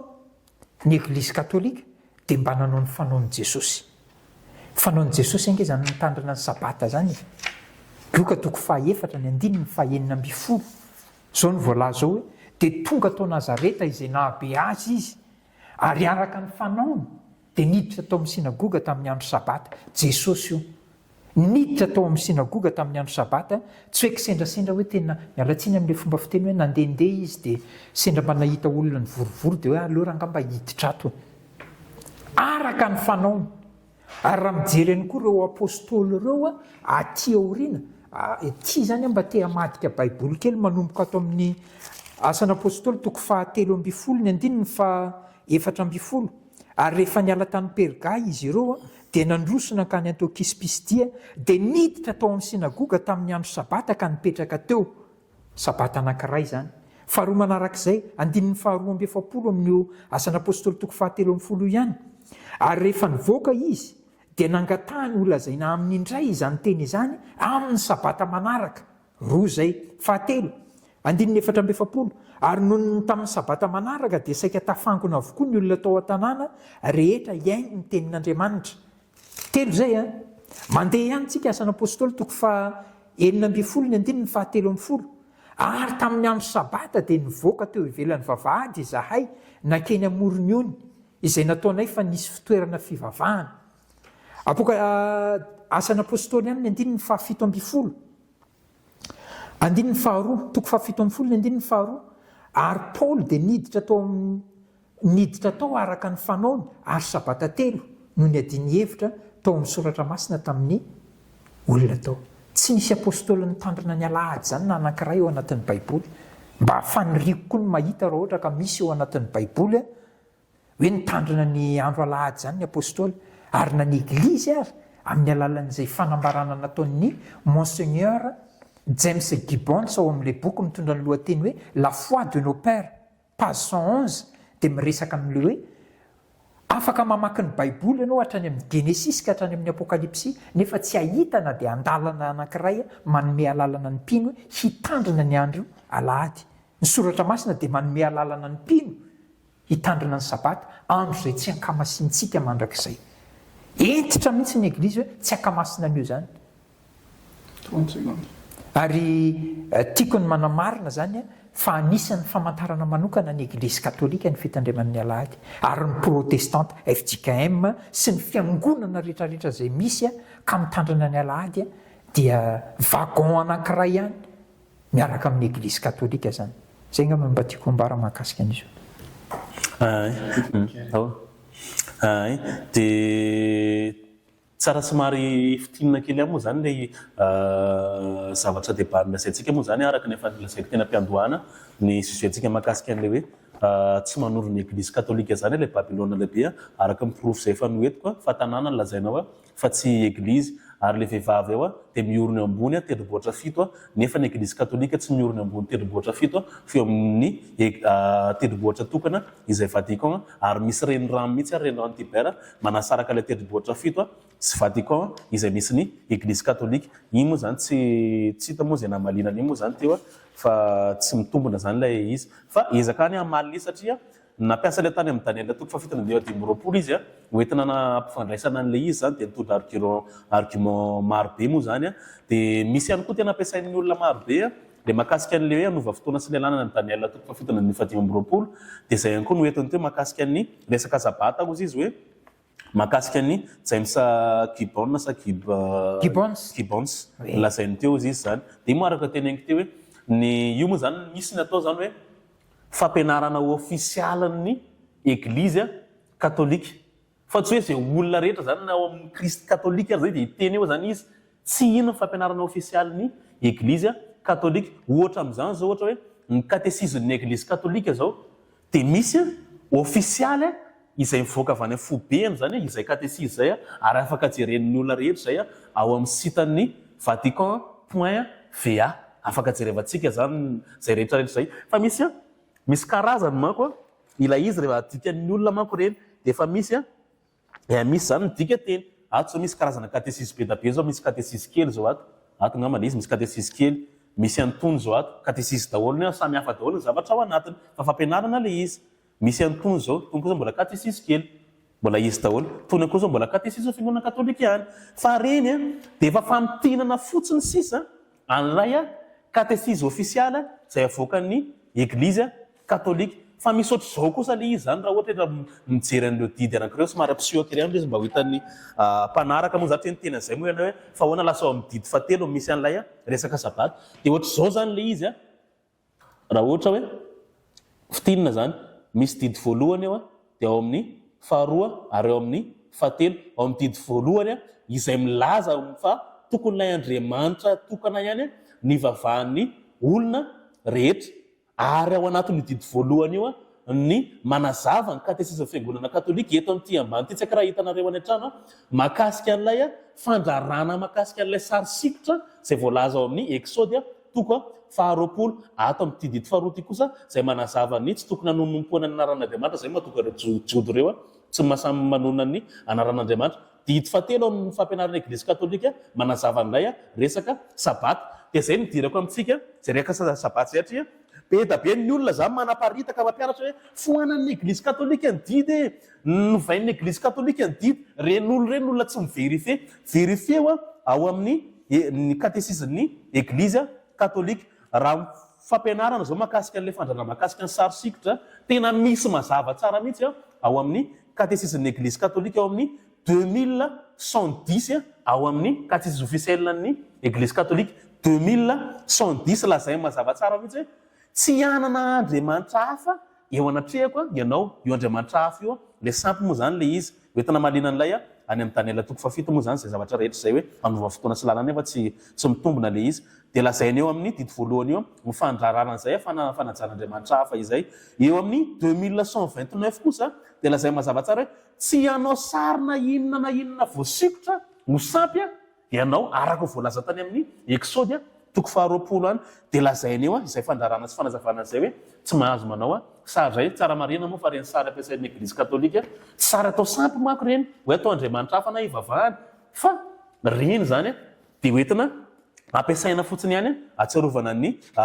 olona zay tafain'ilay sary maro be da be moa ao amin'ny boky ao amin'ny boky ao amin'ny lalàna arany Andriamanitra mampirisika ny olona anao sary hitantsika zany ohatra ny amin'ny Exode toko 5 zao dia mahakasika ny tabernakla sy lay sary sikotra zay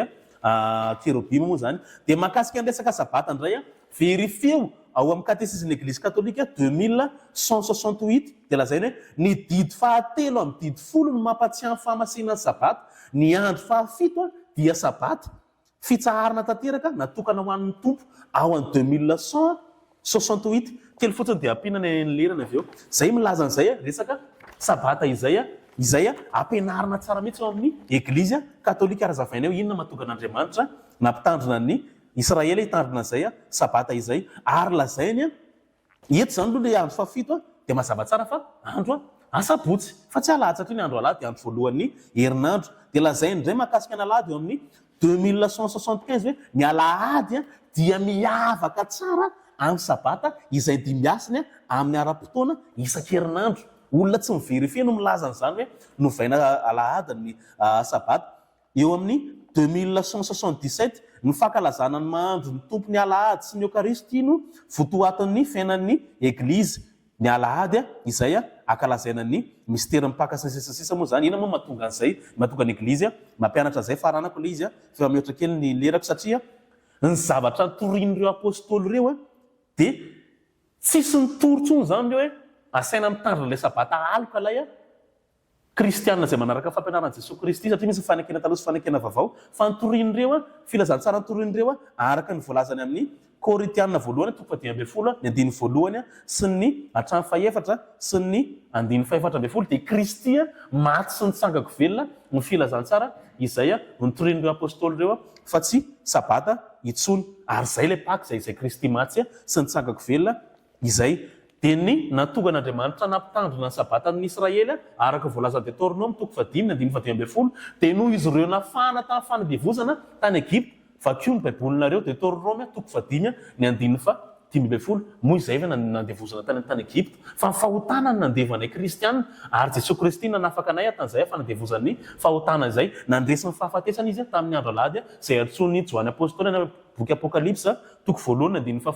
fa ny andro alahady andro voalohan'ny herinandro ilay andro ny tompo ary avy eo hovaliana tsirairay avy indray mahakasika an'ireo apôstôly izay hoe miresaka sabata tany amin'ny asan'ny apôstôly hovaliantsika izay avy eo fa mihoatra be ny lerako. Mba tiako averina vakina kely lay katesizy 2168 raha mba eo ambanomasina hoe le izy iny le vakiako toy iny ihany le izy ka tonga dia iny mihitsy 2168 mametraka an'ileo hoe averiko vakina zany le izy araka mifangatahana satria ampianarinao ny eglizy katolika mihitsy mahakasika ny sabata fa tsy nisan'izany foanana zany ao any katesizny eglizy katolika verifeo amin'ny site officiel ny eglizy katolika Vatican.va 2168 ny didy fahatelo amin'ny didy folo no mampatsian'ny fahamasinan'ny sabata ny andro fahafito dia sabata zay volazany ao amin'ilay izy mbola zavainy eo manaraka zay ao anatin'io eo aloha zany dia azo lazaina hoe misy fahadisoana ny katesizmny eglizy katolika ny sabata tsy didy fahatelo ao anatin'ny didy folo fa didy fahefatra tsy averiko indra mpandeha ny sabata dia tsy didy fahatelo ao anatin'ny didy folo fa didy fahefatra ny exodosy toko faharoapolo andininy voalohany ka hatramin'ny andininy fahafito amby folo no miresaka mahakasika ny didy folo ny didy voalohany dia ny hoe aza manan'andriamanika hafa tsy zao ihany ny didy faharoa aza manao sarin zavatra voasikotra ho anao na ny mety hoendriky ny zavatra zay eny amin'ny lanitra ambony na izay ety amin'ny tany ambany na izay any amin'ny rano ambanin'ny tany aza miankohaka eo anatrehany ary aza manompo azy fa izao iave zao Jehovah Andriamanitra dia Andriamanitra saro-piaro ka mamaly ny eloko ny ray amin'ny zanaka hatramin'ny zafiafy sy ny zafindohalika ny didy fahatelo dia aza manononona foana ny anaran'i Jehovah Andriamanitra ao fa tsy ataon'i Jehovah ho tsy manatsiny izay manononona foana ny anarany ary ny didy fahefatra kosa dia le hoe mahatsiarova ny andro sabata ka ahitsoko kely aloha zany zay hoe tsy didy fahatelo ny sabata fa didy fahefatra ao anatin'io didy folo ihany koa ny fomba nataon'ny eglizy katolika dia zao ny esoriny tao le didy faharoa zany ny esoriny le didy faharoa dia lasa midina didy fahatelo ny sabata ary nozarainy roa ny didy fahafolo satria lasa sivy izy rehefa nesoriny le didy faharoa dia feno folo ihany zany misy an'izay zavatra zay aloha zany tsara ho mariana zay zany ny fomba anankiray nanovan'ny eglizy katolika atao anatin'ity boky atao ampelantanako ity moa zany hoe demain l'apocalypse répond nosoratan'ny Raymond Cottrell dia misy an'izao teny zao hoe le pape peut modifier la loi divine puisque son pouvoir ne vient pas de l'homme mais de Dieu et il agit en tant que vicaire de Dieu sur la terre avec le droit de lier et délier ses brebis. Misy référence moa zany miresaka an'izay any amin'ny droit canonique ny eglizy afaka manova ny lalàn'Andriamanitra ny papa ary mety zay angambany zany no nahatonga azy nanovan'izay fampianaran'ny eglizy zay dia eo no ilazantsika zany fa hoe hita eo anivon'ny eglizy katolika ny resaka sarivongana maro isan-karazany tsy sary masina izy ireny aloha zany amin'ny fomba fijeriko fa tena hoe sary zay voalazany didy faharoa ny sarivongana tsisy problème na ny tokotany koa aza azoko asiana sary masina Maria araka ny fijerin'ny tokotany hoe manana trano dia asiako fa ny fiankohofana no andrarany ny didy faharoa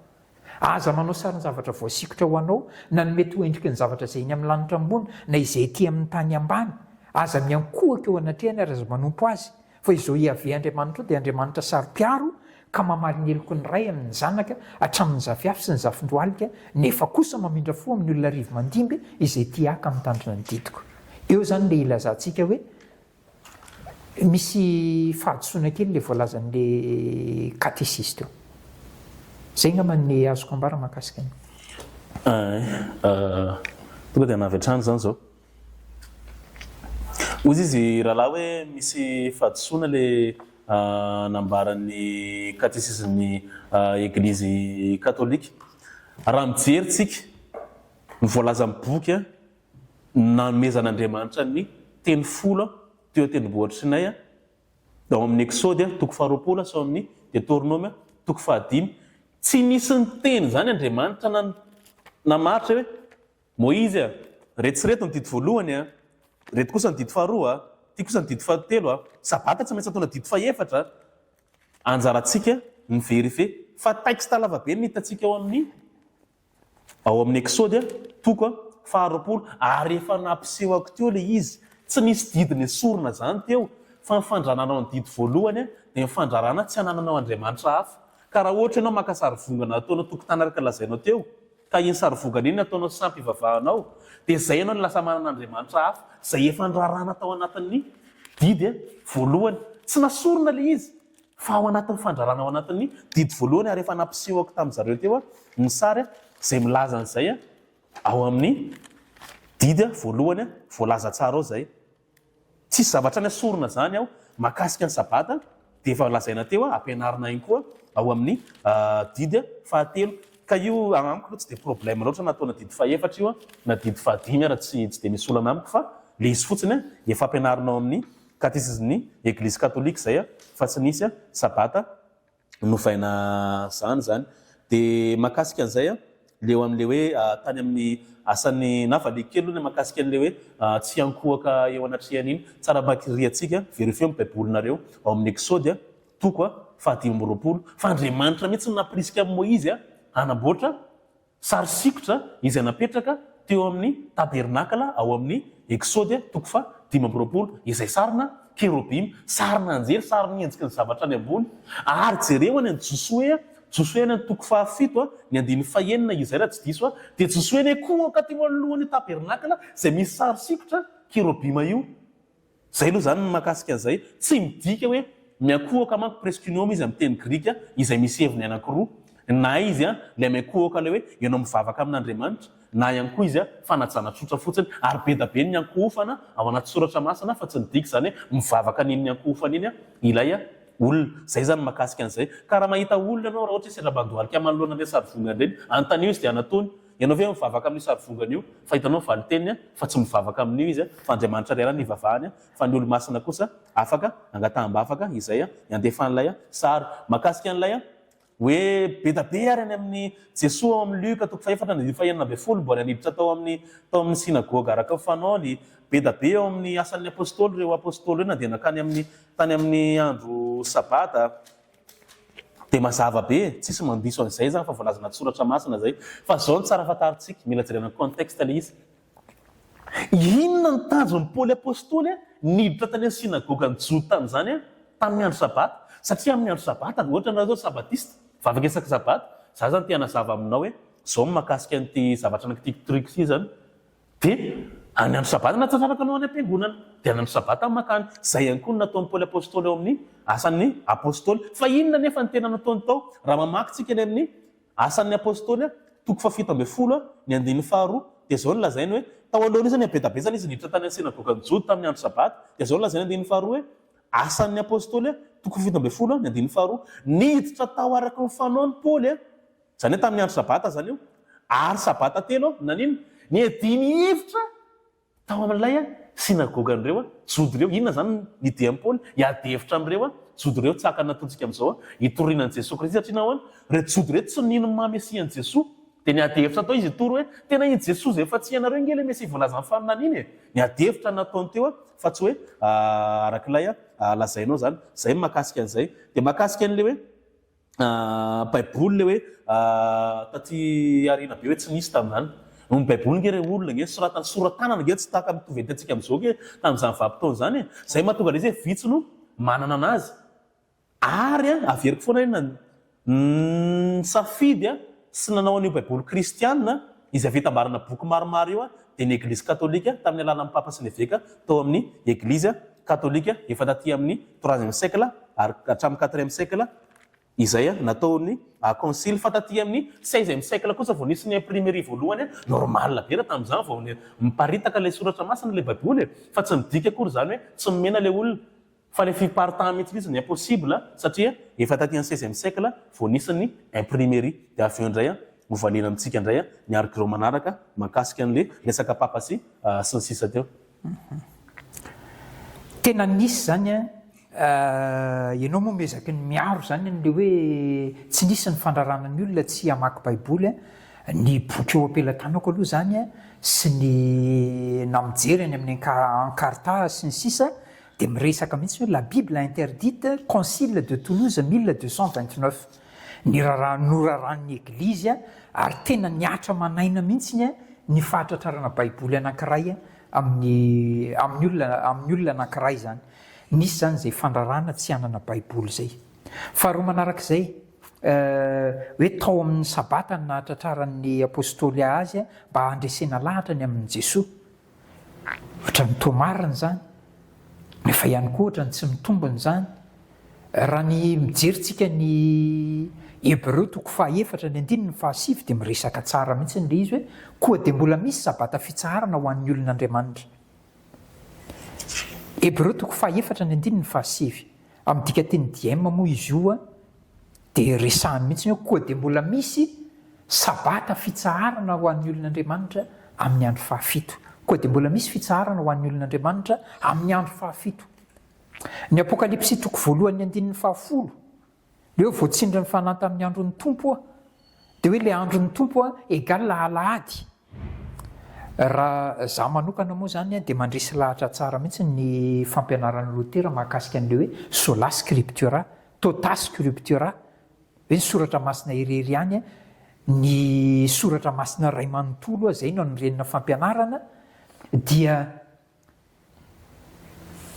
ny Apokalipsy 1:10 dia tsy inona io fa ny sabata ihany satria ny Baiboly dia miteny Isaia 5:15-12 sy ny 7:13 hoe raha miaro ny tongotra ao amin'ny sabata ianao ka tsy manao izay tianao amin'ny androko masina, io le andron'ny tompo andro masina. Dia resahany ihany koa amin'ny Marka 2:7-20 sy ny 7:20 hoe ka dia tompon'ny sabata ny zanak'olona. Ka tsy alahady ny resahany. Marina fa betsaka ny mpanao ny teolojiana sy ny mpandinika milaza fa hoe alahady io fa raha ny Baiboly ny angana tsisy idiran'ny alahady io fa andro sabata io. Misy boky anankiray izay moa mitondra ny lohateny hoe du sabbat au dimanche. Io lehilahy io Samuel Bakioki dia anisan'ny nanao ny doctorat en théologie tao amin'ny université pontificale tamin'ny Rome. Ary niezaka nanazava ny tantaran'ny fifindran'ny sabotsy mankany amin'ny alahady. Dia anisan'ny resahany betsaka ao anatin'izay izay fanazavany mahakasika an'io resaka hoe tsisy idiran'ny alahady zany le andron'ny tompo izay voaresaka ao amin'ny Apokalipsy 1:10-20. Faharoa manarak'izay tena azo anteherana ny Baiboly ary raha ohatra ka hitodika ao amin'ny Baiboly tsika dia ny fampianaran'ny Baiboly ihany. Mety misy boky maro isan-karazany fa tiako hisintomana ho antsika ity zany ny tokony ho an'ny kristianina, ity no antsoina hoe vérité de référence. Misy fampianarana filozofika mety mandresa lahatra fa vérité de référence ho an'ny zanak'Andriamanitra kosa dia tsy maintsy mitodika amin'ity Baiboly ity. Izay ambaran'ny Baiboly dia oke, izay tsy ambaran'ny Baiboly dia mety ho marina kanefa mety hifanohatra amin'ny Baiboly. Izay nga mba tiako mafisina mahakasika ny fandraisako fitenenina tamin'ity.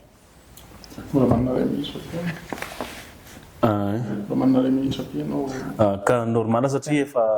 lany koa moa ny mbola tenana famaranana zay mbola mitoky ela izy zany hoe raha hitantsika teo moa somary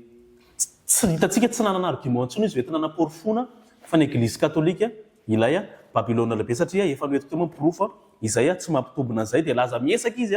mitodika makateny sabata, sary sikotra, resaka dogma sy ny sisa moa zany fa efa nilazaiko teo moa zany ny antony tsy mampitombona an'ilay hoe lainga tsara lahatra hoe ny Eglise katolika ilay Babylone lehibe izay tsy ivereny satria na izy ary tsy manana valy an'ilay izy moa zany fa ovale kely resaka sabata izay tena mitany olona ny kristianina hoe tsy mitandrina an'ilay sabata le voalaza tao amin'ny didy folo ilay Eglise moa zany fa alohan'izay somary fitiny kely satria niresaka izy le resaka papa izay hoe manana fahefana ozy nisy boky izay meno moa zany teo dia zao mahakasika an'izay resaka papa izay tsara fantaritsika fa ny papa manko zany dibony pera apôstôly moa zany dia hitatsika namezany Jesosy Kristy mihitsy zany name fahefanany pera apôstôly ao amin'ny Matio 2:20 ny 9:7 omeko anao izy ny fanalahidin'ny fanjakan'ny lanitra iny le fanazaiko tena mpiandohana hoe efa voalaza amin'ny faminaniana hoe tany amin'izay toko fasivina dia ny fadimy hitarina ilay fanjakan'Andriamanitra ary tonga Jesosy nitatra anazy ary meny amin'ny Pera Apôstôly ny fanalahidana izay fanjakan'ny lanitra izay na fanjakan'Andriamanitra izay any Mateo toko 4:20 ny andininy fa 7:10 moa zany dia izany hoe Jesosy Kristy mihitsy nanome fahefana amin'ny Pera Apôstôly izay papa voalohany tao amin'ny Eglizy Katôlika mba hitondrana sy ampianarana andreo kristianina ireo tao amin'ny Mateo toko 4:20 ny andininy fa 7:10 ary nampiasa an'izay fahefana izay izy hitantsika ny nampiasaina an'izay ao amin'ny boky mitantara andreo asan'ny apôstôly ireo sy antsika androany moa tsy papa fa lasa hodiny namanatona izy mba ialana an'ilay tena Jesoy dia tsy maintsy mamaly any satria mba ho entana nampiana antsika ihany koa zay mba tsy avafitaka antsika ary hitantsika mazava be eo ny asan'ny apôstôly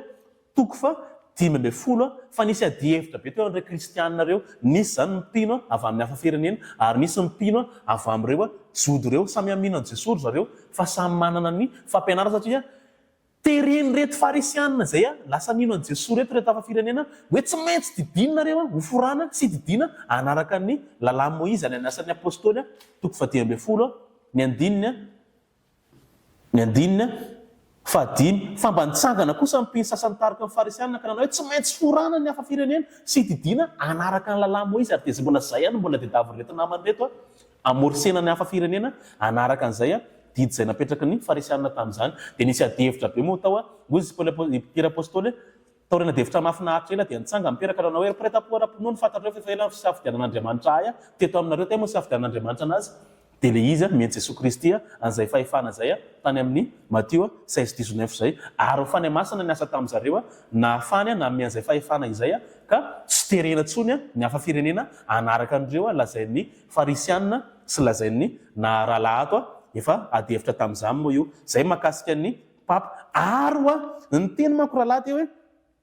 hoe ny azo ateherana ozy izy dia niraisiny ty baiboly ty hoe zafady ty baiboly ty any ny azo ateherana ka ty baiboly ty nge rahalay asa tany amin'ny Eglizy Katôlika izay lazainao amin'ny Babilôna lehibe ahoana ny ateheranao an'io nefa ny Eglizy Katôlika nanao anazy papa sy nivekanao amin'ny Eglizy Katôlika nisafidiny boky atao anatin'ilay izy ka ny ateheranao anazy ary ny fampianaran'ny Lotera ny fanohatra ny fampianaran'i Jesosy Kristy sy ny fampianaran'ny apôstôly raisina daholo na ny tradition écrite na ny tradition orale Tesaloniana faharoa toko faharoa ny andininy fa 10:10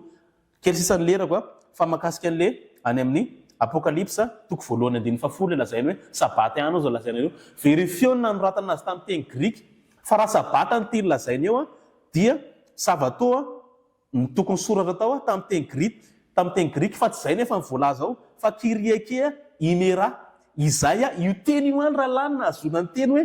dis dominu kosa ngambana izay raha tsy diso za io teny nanoratana ny boky tao amin'ny Apokalypsa toko 1:10 ary io any azona ny teny hoe dimanche izay alahady amin'ny teny gasy andro voalohany amin'ny herinandro lazaina eo fa tsy andro fahafito amin'ny herinandro makasika an'le any amin'ny Hebreo toko 4 izay milaza hoe mbola misy sabata fitsarana ho an'ny olon'Andriamanitra rehefa aveo hojerevantsika manokana makasika an'iny fa lany ny lera fa jerevantsika ny contexte an'iny manomboka any Hebreo toko 7 ny andininy 7 zay va mitohy aty amin'ny Hebreo toko 4 ary milaza sabata 4 ao anatin'io roa alika roa tena izy izay ho azavaintsika rehefa aveo. Bon, eo amin'ny resaka fahatokinany ty baiboly ty ny testamenta taloha tsy nisy nidirany ny Eglizy Katôlika iny fa tena nolovaina avy any amin'ny jiosy iny. Ny Romanina toko 7 miresaka an'ilay izy hoe inona ny tombony avy amin'ny jiosy voalohany izy nomena ny soratra masina ho adidiny avy any amin'ny jiosy ny testamenta taloha. Ny testamenta vaovao raha ny fahitako ny baiboly aloha zany raha ny tantara ao anatin'ny baiboly ao anatin'ny testamenta vaovao ny Eglizy Katôlika dia tsy nanomboka hatramin'ny ny atombohan'ny tantara tany amin'ny Jesosy zany. Ny Eglizy Apôstôlika tsy mitovy fomba fanao amin'ny Eglizy Katôlika izay hitantsika ankehitriny. Na ny fivavahana tamin'ny Maria izay nanomboka tany amin'ny taonjato 19 tsy nisy mihitsy ry Jaona na ry Marka na ireo apôstôly ireo nivavaka tamin'ny Maria zany. Tsy mitovy fomba fanao amin'ny Eglizy mihitsy. Ary ny testamenta vaovao dia taorinan'ny akaran'i Jesosy tamin'ny maty raha ny boky izay ny anaranay zany teo ampelantanako dia ny evanjelin'ny Marka na ny filazantsarany Marka ny soratana voalohany. Mbola tsy nisy zany Eglizy katolika zany. Ny Eglizy katolika tany amin'ny taonjato antenantenany tany amin'ny taona 538 rehefa rava ny ampira romanina tandrefana tamin'ny 476 dia tsy nisy nipetraka ntsony ny sezan'ny amperora tany andrefana. Dia ny eveka ny nanomboka nipetraka tamin'io sezan'ny amperora io dia nanomboka teo ny nanana fahefana anankiroa ny Eglizy sady nanana fahefana izy teo amin'ny lafiny ara-pivavahana no nanana fahefana ihany koa izy teo amin'ny lafiny ara-politika. Dia nanomboka teo nefa ny zava-doza rehefa mikambana ny politika sy ny fivavahana dia misy foana ny fanenjehana izay tsy mifanaraka amin'ny Eglizy enjehana ny lafiny ara-politika. Ary izay fanenjehana zay le hitantsika tao amin'ny apokalipsy toko 7:7 hoe ary hitako raha vehivavy tsy pihana tsara fa fiangonana io ary tsy misy fiangonana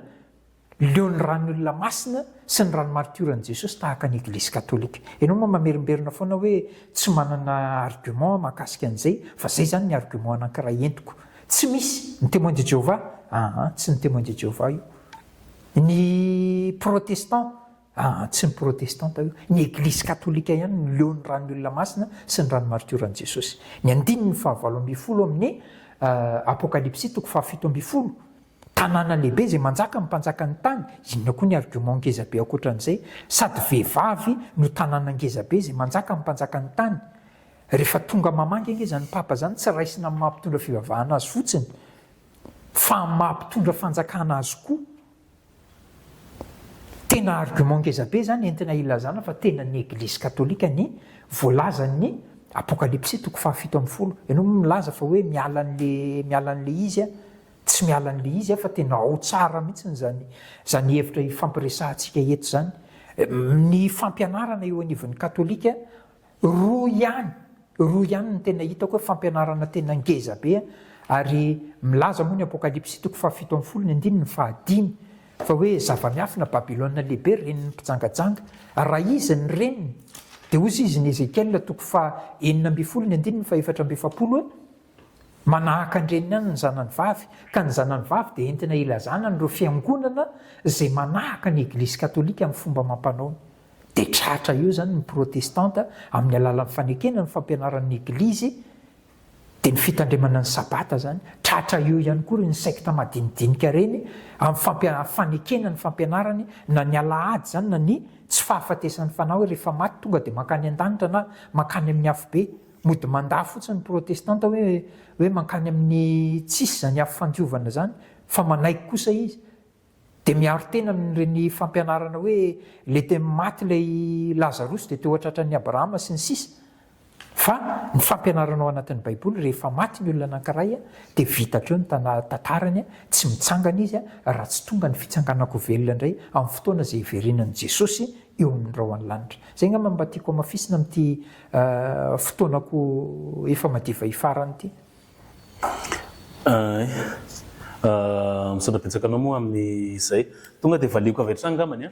mifanazavana an'ilay mahakasika an'ilay sabata ao amin'ny Hebreo toko 4 moa zany araka ny lazaiko teo dia ny contexte lazainy ao mpanoratra an'io dia manomboka ny amin'ny Hebreo toko 7 ny 7 miresaka an'izay fitsaharana anankefatra ny mpanoratra ao. Izay fitsaharana anankiroa dia fitsaharana alika izay efa nisy tany amin'ny testamenta taloha ary fitsaharana izay fahatanteran'izay alika izay aty amin'ny testamenta aty amin'ny fanekena vaovao izay fitsaharana anankiroa. Izay fitsaharana alika voalohany izay dia lalazain'ny boky Hebreo ao amin'ny Hebreo toko 4:4. Eo amin'io ihany mpanoratra sy milaza an'izay sabata fitsaharana andro fa 7 izay zany le alika zany aloha zay tany amin'ny fanekena voalohany. Dia io alika io tandidon'ilay fitsaharana izay omen'i Jesosy Kristy rehefa izy tonga izay fitsaharana isaky ny anio izay lazain'ny boky Hebreo any ny toko 4 ny 7 zany alika ray fahatanterahana ny fitsaharana anankiray resahan'ny mpanoratra ao amin'ny Hebreo kosa ao amin'ny toko 4 ny 9 dia ilay fitsaharana izay mentsy soe dia ilay tany Kanana ary zay dia tandido ilay fitsarana omeny Jesosy Kristy ilay tany sy lanitra vaovao zay omen'ny kristianina moa zany. Zay ny fitsarana resahan'ny boky Hebreo zany. Afaka zavaina amintsika misimisy kokoa am'ireo fa raha ohatra hoe andininy fahasivy io Hebreo toko faefatra ny andinina fahasivy ny andininy fahavalo miteny ao valintsika mihitsy le izy eo ny Hebreo toko faefatra ny andinina fahavalo. Faratany efa nomeny Jesosy hoe izany naty moadikany filatsasatra fa misy ihany koa izy hoe repos moa izy eo amin'ny frantsay miresaka ihany koa hoe zay fitsarana zay moa. Faratany efa nomeny Jesosy hoe izany fitsarana izany ny tany nomeny Jesosy hoe dia ny tany Kanana dia tsy nilaza andro hafa intsony Davida teo aoriana. Resaka ny Davida izy io, Davida teo aoriana ka dia mbola misy andro fialatsasatra eto le sabata fitsarana teneninao tamin'ny voalohany teo. Tian'izay le fahatanteran'ilay lazainy eo ambony andininy fahavalo ilay manondro an'ilay tsy tany Kanana ntsony fa ilay tany nampanantenana ny kristianina zay tany sy lanitra vaovao. Zay mahakasika an'io. Vetivety kely ameko azy ny orako rehefa avy eo diso ve zany nandikana satria nisan'ny mpandray anjara tamin'ny nandikany DM na nidika teny ombonany eto Madagasikara ny eo anivon'ny Eglizy Katolika le hoe koa dia mbola misy fitsaharana ho an'ny olon'Andriamanitra amin'ny andro fahafito. Diso hoe zay fandikana zay tompoko. Zay zany no valiko. Hitanao hoe dika teny ombonana tsy dika teny nalaina tamin'ny original fa zay le atao hoe marimaritra iraisana zany izy raha ny tena izy. Ka raha ohatra na manokana za tsy mampiasa dika teny DM amin'ny mahizy tsy avy amin'ny tena original zay marimaritra iraisana le izy. Ary be da be mipretra miteny hoe tsy dia azo atokisana raha nao fandalinam-pinoana ny dika teny DM fa raha nao ohatra hoe karazana toroteny fotsiny afaka ampiasaina ihany ny dika teny DM. Fa raha tena hoe jery fahamarinana zany tsy dika teny DM ny andeha ampiasaina. Dia zao ny lazain'le resaka le somary kely moa le fotoana fa zay ngamba mahakasika an'iny fa mbola misy maromaro tokony azavaina eo. Sabata karazany efatra ny eo roa alika roa fahatanterahana fa mahakasika an'le hoe le ao amin'ny baiboly le resaka baiboly moa izy teo. Ny baiboly moa zany fitambarana boky maromaro zay moa biblioteka moa zany ny baiboly fitambarana boky maromaro ary mipapasy ny Eglizy Katolika nanao an'io. Miteny moa izy tao le hoe ny testamenta aloha tsisy idiran'ny Eglizy Katolika izy ianao. Zao manko tsara fantaritsika tsy mitovy ny isan'ny boky ao amin'ny testamenta talohan'ny protestant sy ny katolika. Ny protestant 66 katolika fitambarana zany 66 ny protestant ny katolika 73 fa ny testamenta talohan'ny protestant 39 fotsiny ny katolika kosiny 46 dia zany hoe zay zany tsy itovizany antony tsy itovizany zay le lazainy teo hoe avy amin'ny Josy ilay izy zany. Dia zao ny tsara fantaritsika ny lazainy Paoly io zavatra nysoratany io tamin'izany ny Josy mbola tsy ravany tempoly tamin'izany fa nanomboka taty amin'ny concile de Jamna tamin'ny taona 90 izay vao tsy neken'ny Josy tsony ilay boky testamenta taloha soratana tamin'ny teny grika. Ny nanaovan'ny eglizin'ny concile kosa nadinihan'ny testamenta vaovao dia tamin'ny concile tany 382 tany Roma izay noentin'ny pape Damas Ier tamin'izany izay boky nisy 73 isa tamin'izany ary mbola nidinihana io tamin'ny concile tany Hippone 393 ary tany Carthage 397 nandinihan'izay boky zay natao hoe baiboly zay. Efa taty arina be tiany koa ny tsara fantaritsika nateo ary zany Lutera dia tsy nesorony le boky tao anatin'le izy fa nataony tany amin'ny farany boky ihany boky tsy nekeny. Ny fampianaran-diso moa efa nilazaintsika teo fa taty 1826 izay vao tena fafan'ny protestanta tao le boky anankifito tsy nekeny ka natoka bokiny 66 isany ao anatiny. Famitinana avy eo olazaina amintsika fa tena ny Eglizy Katolika dia Eglizy efa niorina tamin'ny premier siècle ary Jesosy Kristy nanorina anazy avy eo moa tsika fitenitsika ny fanazavana. Eto ampamaranana moa zany dia makasitraka manokana ny namako rahalahy Dadozy Faniry niara-ny fampitafatafa tamiko teto amin'ny pirahalahiana tokoa. Makasitraka ihany koa satria sambantsika ny ao natetika nefa dia ohatrany hoe tena pirahalahy tokoa na dia misy hevitra tsy hitovizana azy misy ny tsikitsiky sy ny sisa. Dia tiako ambara samy nanana ny hevitra narosony izay mirahalahy teo ny za manokana dia ametraka hoe tena manana fahatokisana 100 isan-jato an'ity boky ity ary ny interprétation rehetrarehetra zay tsy manohana ny hevitra ity boky ity dia tia baiboly ity zany dia mety hevitr'olombelona ihany zany ary mety anazy misy an'le hira malaza be iny hoe tsy nytenin'ny olona jesosy io tsy zay lazain'ny olona jesosy io fa zay lazain'ny teninao ka dia mitoky amin'ity tenin'andriamanitra itya dia anjarantsika ny manao safidy ny amin'ny zavatra zay ny fampiresahana teo hoe isafidy ny fampianarana zay tohanan'ny tenin'andriamanitra ve tsika sa isafidy ny hevitr'olombelona ny fampianaran'ny katesisy ve no iankinantsika sa ny loharano avy amin'ny tenin'andriamanitra papa ve no itokisantsika sa jesosy kristy dia anjarantsika tsirairay avy ny anatin'ny tokantrano any ny mandray an'izay safidy zay fa safidy foana moa ny fiainana dia mankasitraka indrindra ny amin'ny fiarahana ny tafatafa teto ry izy mirahalahy andriamanitra ny hitahy ianareo dia tia-pamarana sy famitinana ihany koa dia misoratsika rehetra naharitra ny anao hatramin'ny farany misaotra ny rahalahy Romila nanaiky mpanelanelana dia misaotra anao koa rahalahy nanaika nitonona zay fanazavana izay sy fanazava teto moa zany mba hipitrany fahamarinana dia mitinako anazy gama sosiantsika tandroany moa zany makasika an'izay hoe Babilôna lehibe zay dia efa noetiko kosa zany miporofo tsy manondro ny eglizy katolika ilay Babilôna lehibe resaha boky apokalypsa satria tsy eglizy ny lazainy ao fa tanàna lehibe zay lazainy ao any apokalypsa toko 7 ny andininy 20 ary ilay vehivavy ozy izy dia miorona eo ambony tendrombohitra 7 niorona teo ambony tendrombohitra 7 dia ny tanànan'ny Roma empire romain fa ny orenan'ny fiben'ny eglizy katolika kosa dia Vatican zay miorona eo ambony tendrombohitra tokana ihany zany tsy mifanaraka amin'ny faminaniana zany ny filazana fa lainga tsara lahatra fotsiny ihany hoe eglizy katolika ilay Babilôna lehibe dia manarakaraka an'izay somary nitatra kely moa ilay fanazavana teo dia ozy izy hoe ny eglizy katolika zany tsy nisy tamin'ny andro Jesosy zany dia Jesosy Kristy mihitsy nanorona ny eglizy tokany raha tsy eglizy katolika ary izy dia izan'ireo karazana fiangonana marobe zay hitantsika amin'ireo amin'izao fotoan'ireo jerevo ny tantaran'ireo fa mbola tsy nisy ny reo eglizy reo ka hoe nanomboka tany amin'ny premier siècle izany fa jerevo ny histoire izay omeko anareto fa ny eglizy katolika ihany ny orona tamin'ny premier siècle izay naoron'i Jesosy Kristy ao amin'ny Matio toko 4 ny andininy 20 sy 7 izay namezany fahefanany Pierre apôstôly moa izay papa voalohany tamin'izany fotoana izany dia zao voalazan'ny Saint Ignace d'Antioche zay teraka tamin'ny taona 35 ary matin'ny taona 107 moa zany ao amin'ny lettre aux Smyrniotes chapitre 8 verset 1 2 là où paraît l'évêque que là soit la communauté de même que là où le Christ là et l'église catholique taratasy soratana tamin'ny premier siècle izay vakina aminareo zay premier siècle dia efa nisan'ny église catholique ary ao anatin'io any Saint Irénée indray eveka tany Lyon indray nanodidina ny